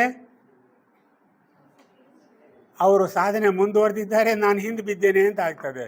ಮಾರನೇ ದಿವಸ ಏನಾಯ್ತು? ಬೆಳಕದು ಎಲ್ಲರಿಗೂ ಕಾಣಿತು, ನನಗೂ ಕಾಣಿತು. ಈ ಯುಗಾದಿ ಆದಮೇಲೆ ಬಿದಿಗಿ ಚಂದ್ರನ ನೋಡ್ದಂಗೆ ಮೋಡ ಇದ್ದು ಕಾಣಲಿರೋ ಅಲ್ಲೇ ಹೌದೌದು ಅದೇ ಅಂತ. ಇದು ನಮ್ಮ ಸ್ವಭಾವ. ನಾವು ಇನ್ನೊಬ್ಬರನ್ನು ತೃಪ್ತಿಪಡಿಸಲಿಕ್ಕೆ ನಾವು ಬೆಳಕನ್ನು ಕಾಣಲಿಕ್ಕೆ ಪ್ರಯತ್ನ ಮಾಡ್ತಾ ಇದ್ದೀವಿ. ಅದು ಬೇಕಾಗಿಲ್ಲ. ಒಂದಿಲ್ಲ ಒಂದು ದಿವಸ ನಮ್ಮಷ್ಟಕ್ಕೆ ನಾವು ಸಾಧನೆ ಮಾರ್ಗದಲ್ಲಿದ್ದರೆ ಬೆಳಕು ನಮ್ಮಲ್ಲಿ ಕಂಡೇ ಕಾಣ್ತದೆ. ಆ ಬೆಳಕನ್ನು ನೋಡುವಷ್ಟು ತಾಳ್ಮೆ ನಮ್ಮಲ್ಲಿ ಇರಬೇಕು. ಅದನ್ನು ಯಾರೋ ಒಬ್ಬರು ದೇವರು ಒಬ್ಬರು ಸತ್ಯ ನಾನು ತೋರಿಸ್ತೀನಿ ಅಂದರೆ ಅದೆಲ್ಲ ಕೇವಲ ಭ್ರಮೆ ಅಂತಾರವರು. ಅದು ನಿನ್ನೊಳಗೆ ಇದೆ, ನೀನೇ ಕಂಡುಕೊಳ್ಬೇಕು. ಅದಕ್ಕೆ ಮಾರ್ಗ ಧ್ಯಾನ ಒಂದೇ. ಧ್ಯಾನ ಮಾರ್ಗದಿಂದ ಮಾತ್ರ ನೀನು ನಿನ್ನ ಸತ್ಯವನ್ನು ತಿಳಿದುಕೊಳ್ಬಹುದು. ಧ್ಯಾನ ಹೇಗೆ? ಒಬ್ಬೊಬ್ಬರು ಒಂದೊಂದು ಧ್ಯಾನ. ಇತ್ತೀಚೆಗಂತೂ ಸಿಕ್ಕಾಪಟ್ಟೆ ಧ್ಯಾನಗಳಾಗ್ಬಿಟ್ಟಿದ್ದಾವೆ. ಧ್ಯಾನಗಳು ಪದ್ಧತಿಗಳು ಸಿಕ್ಕಾಪಟ್ಟೆ ಆಗಿಬಿಟ್ಟಿದೆ. ಕಮರ್ಷಿಯಲ್ ಆಗಿಬಿಟ್ಟಿದೆ ಧ್ಯಾನ, ವ್ಯಾವಹಾರಿಕ ಆಗಿಬಿಟ್ಟಿದೆ. ಸಣ್ಣದೊಂದು ಓಪನ್ ಮಾಡೋದು ಒಂದು ಇನ್ಸ್ಟಿಟ್ಯೂಟು, ಈ ಎಕ್ಸ್ ಧ್ಯಾನ, ವೈ ಧ್ಯಾನ, ಜಡ್ ಧ್ಯಾನ ಅಂತ ಈ ಧ್ಯಾನಗಳು ಶುರುವಾಗಿಬಿಟ್ಟಿದ್ದಾವೆ. ಆಮೇಲೆ ಧ್ಯಾನದಲ್ಲಿ ಕೂಡ ಕೆಲವರು ಅಲ್ಲಿ ಅವರಿಗೆ ಕಣ್ಣಿದ್ದಿಲ್ಲ ಕಣ್ಣು ಬಂದವು, ಕಾಲಿದ್ದಿಲ್ಲ ಕಾಲು ಬಂದವು ಅನ್ನೋ ಪ್ರಚಾರನೂ ಶುರುವಾಗಿಬಿಟ್ಟಿದೆ ಈಗ. ಅಂದರೆ ಕಣ್ಣಿಲ್ದವರು ಒಂದು ಕಡೆ ಹೋಗಬೇಕು, ಕಾಲಿಲ್ದವರು ಒಂದು ಕಡೆ ಹೋಗಬೇಕು. ಎಲ್ಲಿ ಬರ್ತದೆ ಧ್ಯಾನ? ಅದೇ ಮುಂಚೆನೇ ಒಂದು ಮಾತು ಹೇಳಿದ್ರು ಅವರು, ನೀವು ದಿವಸ ಧ್ಯಾನ ಮಾಡ್ತೀರೋ? ಧ್ಯಾನ ಮಾಡ್ತೀರೋ ನೀವು? ಎಷ್ಟು ಜನ ಮಾಡ್ತೀರಿ ಧ್ಯಾನ?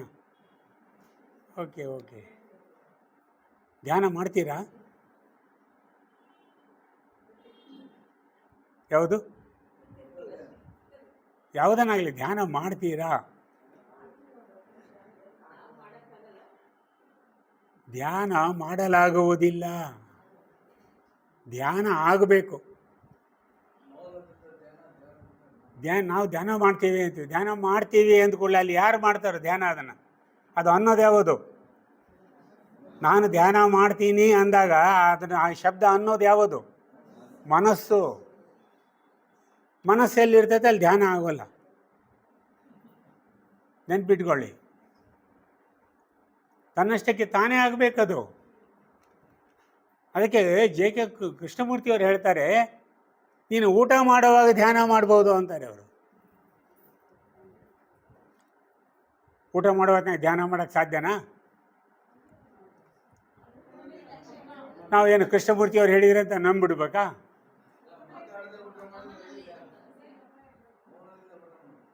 ಅವ್ರು ಹೇಳ್ತಾರೆ, ನೀನು ಪ್ರತಿ ತಟ್ಟೆಯಲ್ಲಿ ತುತ್ತು ಕಲಿಸೋದನ್ನು ನೋಡು, ಎತ್ತುವುದನ್ನು ನೋಡು, ಬಾಯಿ ಹತ್ರ ಹೋಗುವುದು ನೋಡು, ಬಾಯಿ ಒಳಗೆ ಹಾಕುವುದು ನೋಡು, ಮೆಲ್ಲುವುದು ನೋಡು, ಗ್ರ್ಯಾಜುವಲ್ ಆಗಿ ಒಳಗೆ ಹೋಗುವುದು ನೋಡು. ಇಷ್ಟು ನೀನು ನೋಡ್ತಾ ಇದ್ದರೆ ಪಕ್ಕದಲ್ಲೇ ಸುತ್ತ ಏನಿದೆ ಅಂತ ನಿನಗೆ ಗೊತ್ತಿರೋದಿಲ್ಲ, ಧ್ಯಾನ ಆಗೋಗ್ತಿಲ್ಲ ಅಂತಾರೆ. ವಾಕಿಂಗ್ ಹೋಗ್ತೀರಲ್ಲ, ವಾಕಿಂಗ್ ಹೋದ್ರೆ ಹೆಂಗೆ ಹೋಗ್ತೀವಿ ನಾವು? ಒಂದು 4 ಜನ ಗುಂಪು ಸೇರಿಕೊಂಡು 5ನೇ ಜನ 6ನೇ ಜನರ ಬಗ್ಗೆ ಮಾತಾಡ್ಕೊತ ಹೋಗ್ತೀವಿ ನಾವು. ಹಂಗೆ ಮಾತಾಡಿದ್ದೆ ಆ ಪಾರ್ಕ್ ತುಂಬೆಲ್ಲ ಬರೀ ಧ್ವನಿನೇ ತುಂಬಿಟ್ಟಿರ್ತದೆ. ಹೌದಾ? ಅದು ಧ್ಯಾನ ಅಲ್ಲ ಅಂತಾರೆ ಅವರು. ವಾಕ್ ಮಾಡಬೇಕಾದ್ರೂ ನೀನು ಧ್ಯಾನ ಮಾಡ್ಬೋದು. ಪ್ರತಿಯೊಂದು ಹೆಜ್ಜೆ ನಿನ್ನ ಪಾದ ಹೆಂಗೆ ಎತ್ತಿ ಹೆಂಗೆ ಇಡ್ತಿ ಅಂತ ನೋಡ್ತಾ ನೋಡ್ತಾ ಹೋಗು, ನಿನಗೆ ಪ್ರಪಂಚದ ಅರಿವೇ ಇರೋದಿಲ್ಲ ಅಂತಾರೆ ಅವರು. ಮಲಗಿದಾಗ ರೋಗಿ ಮಲಗಿ ಧ್ಯಾನ ಮಾಡ್ಬೋದು ಅಂತಾರೆ ಅವರು. ಧ್ಯಾನಕ್ಕೆ ಇಂಥದೇ ನಿಯಮ, ಇಂಥದೇ ಪದ್ಧತಿ ಏನೂ ಇಲ್ಲ, ಏಕಾಗ್ರತೆ ಮುಖ್ಯ ಅಷ್ಟೇ ಅವ್ರು ಹೇಳೋದು. ಆ ಏಕಾಗ್ರತೆಯಲ್ಲಿ ಮನಸ್ಸು ನಿಲ್ಲಿಸಿದರೆ ಧ್ಯಾನ ಆಗೋಗ್ತದೆ. ಧ್ಯಾನದ ಮೂಲಕ ನೀನು ದರ್ಶನವನ್ನು ಮಾಡಬಹುದು. ಈ ನೋಡಿ, ಇವರೆಲ್ಲ ಹೇಳೋದು ನೋಡಿದ್ರೆ ಏನಿಸ್ತದೆ ನಮಗೆ? ಯಾರ ಸಹಾಯನೂ ಬೇಕಾಗಿಲ್ಲ. ನಾವು ದೃಢ ನಿರ್ಧಾರ ಮಾಡಿದರೆ ಎಲ್ಲವನ್ನೂ ನಾವು ಪಡೆದುಕೊಳ್ಳಲು ಸಾಧ್ಯ. ಆದರೆ ಅವಲಂಬಿತ ಜೀವನ ಇದ್ದಾಗ ನಾವೇನು ಮಾಡ್ತೀವಿ? ನಮಗೆ ಮಗ ಪಾಸ್ ಆಗಬೇಕಂದ್ರೆ ದೇವ್ರಿಗೆ ಹೋಗಿ ಕಾಯಿ ಹೊಡಿಸ್ತೀವಿ. ಕಾಯಿ ಹೊಡಿಬೇಕಾದ್ರೆ ಯಾರು ಬೇಕು? ಒಬ್ಬ ಪೂಜಾರಿಯಲ್ಲಿರಬೇಕು. ಅವಲಂಬಿತ ಜೀವನ ನಮ್ಮದೆಲ್ಲ, ಪ್ರತಿಯೊಂದಕ್ಕೂ ಅವಲಂಬಿಸ್ತಾ ಇದ್ದೀವಿ. ಈ ಅವಲಂಬನೆಯಿಂದ ನೀನು ಬೆಳೀಲಿಕ್ಕೆ ಸಾಧ್ಯ ಇಲ್ಲ. ನಿನ್ನ ಹತ್ರ ಸ್ವಜ್ಞಾನ ಇರಲಿ, ಸ್ವಜ್ಞಾನದಿಂದ ಮಾತ್ರ ನೀನು ಬೆಳೀಲಿಕ್ಕೆ ಸಾಧ್ಯ ಅನ್ನೋದು ಅವರ ಅಭಿಪ್ರಾಯ. ಅದಕ್ಕೆ ಅವ್ರು ಭಾಳ ನಿಷ್ಠವಾಗಿ ಎಲ್ಲವನ್ನೂ ನಿಷ್ಠವಾಗಿ ಹೇಳ್ತಾ ಹೋಗ್ತಾರೆ. ಇದನ್ನು ನೀವು ಒಪ್ತಿರೋ ಬಿಡ್ತಾರೋ ಅವರಿಗೆ ಬೇಕಾಗಿಲ್ಲ ಅಂತಾರೆ. ನಾನು ಹೇಳೋದನ್ನು ನೀವು ಕೇಳಲೇಬೇಕಂತ ಎಲ್ಲಿದೆ? ಒಂದು ಸಲ ಪತ್ರಕರ್ತರು ಕೇಳ್ತಾರೆ, ಅದೇ ಹೇಳಿದ್ನಲ್ಲ, ಆರ್ಡರ್ ಆಫ್ ದಿ ಸ್ಟಾರಿಂದ ಈಸ್ಟ್ ವಿಸರ್ಜನೆ ಮಾಡಿದಾಗ, ಇನ್ನು ನಿಮ್ಮನ್ನು ಜಗತ್ತಿನಲ್ಲಿ ಯಾರು ಕೇಳ್ತಾರೆ? ನೀವು ಜಗದ್ಗುರು ಅಲ್ಲ, ಏನಲ್ಲ, ನಿಮ್ಮ ಹತ್ರ ಹಿಂಬಾಲಕರು ಇಲ್ಲ, ಫಾಲೋವರ್ಸು ಇರೋದಿಲ್ಲ, ನಿಮ್ಮ ಮಾತು ಯಾರೂ ಕೇಳೋದಿಲ್ಲ, ನಿಮ್ಮ ಹತ್ರ ಹಣ ಇಲ್ಲ ಅಂತ. ಆವಾಗ ಅವ್ರು ಒಂದೇ ಮಾತು ಹೇಳ್ತಾರೆ, ನನಗೆ ನಾನು ಹೇಳಿದ್ದನ್ನು ಅನುಸರಿಸಿದಂತಹ ಸಾವಿರಾರು ಜನರು ನನಗೆ ಬೇಕಾಗಿಲ್ಲ. ನಾನು ಹೇಳಿದ್ದನ್ನು ಕೇಳಿ ಅದನ್ನು ಅನುಷ್ಠಾನಕ್ಕೆ ತರುವ ಕೇವಲ 5 ಜನರಿದ್ದರೆ ಮಾತ್ರ ಸಾಕು. ಬುದ್ಧ ಜ್ಞಾನೋದಯ ಆದಮೇಲೆ ಯಾರಿಗೆ ಟೀಚ್ ಮಾಡ್ದ, ಬೋಧನೆ ಮಾಡ್ದ? 5 ಜನರಿಗೆ. ಯಾರವರು? ಈತನ ಟೀಕಿಸಿ ಬಿಟ್ಟು ಓಡಿ ಹೋದವರು. ಅವ್ರನ್ನೇ ಹುಡುಕೊಂಡು ಬಂದು ಸಾರನಾಥಕ್ಕೆ ಬಂದು ಆಷಾಢ ಪೂರ್ಣಿಮೆ ದಿವಸ 5 ಜನ, ಅದೇ 5 ಜನ ಶಿಷ್ಯರಿಗೆ ಬೋಧನೆ ಮಾಡ್ದ. ಅಂದರೆ ಯಾರು ಸ್ವೀಕಾರ ಮಾಡಲಿಕ್ಕೆ ತಯಾರಿದ್ದಾರೋ ಅವರಿಗೆ ಬೋಧನೆ ಮಾಡಿ, ಉಳಿದಿದ್ದೆಲ್ಲ ವ್ಯರ್ಥ ಅನ್ನೋ ಒಂದು ಅಭಿಪ್ರಾಯವನ್ನು ಕೃಷ್ಣಮೂರ್ತಿಯವರು ಭಾಳ ಸ್ಪಷ್ಟವಾಗಿ ತಮ್ಮ ಇದರಲ್ಲಿ ವಿಚಾರಧಾರೆಯಲ್ಲಿ ಪ್ರಕಟಪಡಿಸ್ತಾರೆ. ಆದ್ದರಿಂದ ಕೃಷ್ಣಾಜಿಯವ್ರನ್ನ ಅರ್ಥ ಮಾಡಿಕೊಳ್ಳೋದು ನಮ್ಮದೇನಾದರೂ ದೃಷ್ಟಿಕೋನದಿಂದಲ್ಲ. ಅವರು ಅದಕ್ಕೆ ಇನ್ನೊಂದು ಕಡೆ ಹೇಳ್ತಾರವರು, ನನ್ನ ನಂತರ ನಾನು ಉಪಯೋಗಿಸುವ ಶಬ್ದಗಳು ಅರ್ಥವಾಗದಿದ್ದಲ್ಲಿ ಅವರು ವಾರ್ನ್ ಮಾಡ್ತಾರೆ, ಅವುಗಳನ್ನು ನೀವು ಉಪಯೋಗಿಸಬೇಡಿ, ಅಪಭ್ರಂಶ ಮಾಡಿಬಿಡ್ತೀರಿ ಅವನ್ನೆಲ್ಲ ನೀವು. ಈಗ ನಾವು ಕೆಲವು ಶಬ್ದಗಳನ್ನು ಉಪಯೋಗ ಮಾಡ್ತೀವಿ. ಅವರು ಚಾಯ್ಸ್ಲೆಸ್ ಅವೇರ್ನೆಸ್ ಅಂದರೆ ಏನು? ಚಾಯ್ಸ್ಲೆಸ್ ಅವೇರ್ನೆಸ್, ಆಯ್ಕೆ ರಹಿತ ಎಚ್ಚರಿಕೆ ಅಂದರೆ ಏನದು? ಫ್ಯಾಷನ್ಗಾಗಿ ಇವನ್ನ ಯೂಸ್ ಮಾಡಬೇಡಿ ನೀವು. ನೀನು ಅದನ್ನು ಅನುಷ್ಠಾನ ಮಾಡಿ ಅರ್ಥ ಮಾಡಿಕೊಂಡಿದ್ರೆ ಮಾತ್ರ ಆ ಶಬ್ದಗಳನ್ನು ಬಳಸು, ಇಲ್ಲದಿದ್ದರೆ ಬಳಸಬೇಡ. ಆದರೆ ನಾವೇನು ಮಾಡ್ತೀವಿ? ಧರ್ಮಗ್ರಂಥಗಳು ಎಲ್ಲವನ್ನು ಹಂಗೆ ಮಾಡಿದ್ದೀವಿ. ನಾವು ಬಯಾಟ್ ಕಂಠಪಾಠ ಮಾಡ್ಕೊಂಡು ಹೇಳ್ಕೊತ ಬರ್ತಾಯಿದ್ದೀವಿ. ಅದರಿಂದ ಏನೂ ಪ್ರಯೋಜನ ಆಗೋದಿಲ್ಲ. ಆದ್ದರಿಂದ ಮೊದಲು ನೀನು ಅರ್ಥ ಮಾಡ್ಕೋ, ನಿನಗೆ ತಿಳಿದಿದ್ದರೆ ಮಾತ್ರ ಇನ್ನೊಬ್ಬರಿಗೆ ಬೋಧಿಸಲು ಪ್ರಯತ್ನಿಸು. ಇಷ್ಟು ಸ್ಪಷ್ಟವಾಗಿ ಹೇಳ್ತಾರೆ ಅವರು. ಯಾರು ನನಗೆ ಹಿಂಬಾಲಕರು ಬೇಕಾಗಿಲ್ಲ, ಯಾವ ಸಂಸ್ಥೆಯನ್ನು ನಾನು ಇಲ್ಲಿ ಕಟ್ಟಿಲ್ಲ, ಅವರು ಯಾವ ಇನ್ಸ್ಟಿಟ್ಯೂಷನ್ನು ಮಾಡಲಿಲ್ಲ, ಅವರು ದೊಡ್ಡ ಆಶ್ರಮ ಮಾಡಿ ಅವು ಯಾವೂ ಮಾಡಲಿಲ್ಲ, ಅವರು ಯಾವ ಆಸ್ತಿನೂ ಮಾಡಲಿಲ್ಲ. ಕೃಷ್ಣಮೂರ್ತಿ ಫೌಂಡೇಶನ್ ಅಂದ್ರೇನು? ಅವ್ರು ಪುಸ್ತಕ ಪ್ರಿಂಟ್ ಮಾಡೋದು ಮಾರೋದು ಅಷ್ಟೇ ಕೆಲಸ ಅವ್ರದ್ದು. ಇವೆಲ್ಲವೂ ನಶ್ವರ, ಯಾವೂ ಬೇಕಾಗಿಲ್ಲ. ಇವನ್ನೆಲ್ಲ ಅವ್ರದ್ದು ಇದನ್ನು ಓದ್ತಾ ಹೋದರೆ, ಅವ್ರ ಬೋಧನೆಗಳನ್ನು ಓದ್ತಾ ಹೋದರೆ ಕೊನೆಗೆ ಅನ್ನಿಸ್ತದೆ ನಮಗೊಂದು ಸಲ, ಕೃಷ್ಣಮೂರ್ತಿಯವರನ್ನು ಸರಿಯಾಗಿ ಅರ್ಥ ಮಾಡಿಕೊಳ್ಬೇಕಾದ್ರೆ ಇನ್ನೂ 200 ವರ್ಷ ಬೇಕು ನಮಗೆ. ಸರಿಯಾಗಿ ಅವರ ಶಬ್ದಗಳನ್ನು ಅರ್ಥ ಮಾಡ್ಕೊಳ್ಬೇಕಾದ್ರೆ ಕನಿಷ್ಠ 200 ವರ್ಷ ಬೇಕು. ಆಮೇಲೆ ಆ ಜನಾಂಗಕ್ಕೆ ತಿಳಿಯುತ್ತದೆ ಈ ಶಬ್ದಗಳ ಅರ್ಥ ಏನು ಅಂತ. ಅವ್ರ ಪ್ರಜ್ಞೆ ಬೆಳೆದಿರ್ತದೆ. ಅಂಥ ಕಾಲ ಬಂದೇ ಬರ್ತದೆ, ಏನೂ ಇಲ್ಲ. ಆದರೆ ನಾವು ಇದ್ದವರು ಅಲ್ಪ ಸ್ವಲ್ಪ ತಿಳ್ಕೊಂಡವರು ಆ ದಿಶೆಯಲ್ಲಿ ಪ್ರಯತ್ನವನ್ನು ಮಾಡಬಹುದು ಅನ್ನೋದು ಒಂದು ಆಸೆ ಅಷ್ಟೇ. ಇಷ್ಟು ಹೇಳಿ ಇವತ್ತು ನಮ್ಮ ಹಂಪಣ್ಣನವರು ಸತ್ಯದ ಪದ ಇಲ್ಲ, ಅದಕ್ಕೆ ನಮ್ಮೊಳಗೆ ಇದೆ, ನಾವು ಕಂಡುಕೊಳ್ಬೇಕು ಅನ್ನೋದನ್ನು ಭಾಳ ಸ್ಪಷ್ಟವಾಗಿ ಹೇಳಿದರೆ ಅವರಿಗೆ ಧನ್ಯವಾದಗಳನ್ನು ಅರ್ಪಿಸ್ತಾ, ಇನ್ನು ಕಾರ್ಯಕ್ರಮದ ಕೊನೆಯ ಕ್ಷಣ ಇದು ಓನ್ಲಿ ಫಾರ್ ಮೆಡಿಟೇಷನ್. ಒಂದು 45-50 ನಿಮಿಷದವರೆಗೂ ವಿಪಶ್ಯನಾ ಧ್ಯಾನವನ್ನು ನಮ್ಮ ಸೋದರದ BC ನರಸಿಂಗಪ್ಪನವರು ನಮ್ಮೆಲ್ಲರಿಗೂ ಮಾಡಿಸ್ತಾರೆ. ತಾವು ಸ್ವಲ್ಪ ಸಿದ್ಧರಾಗಿ ಅದಕ್ಕೆ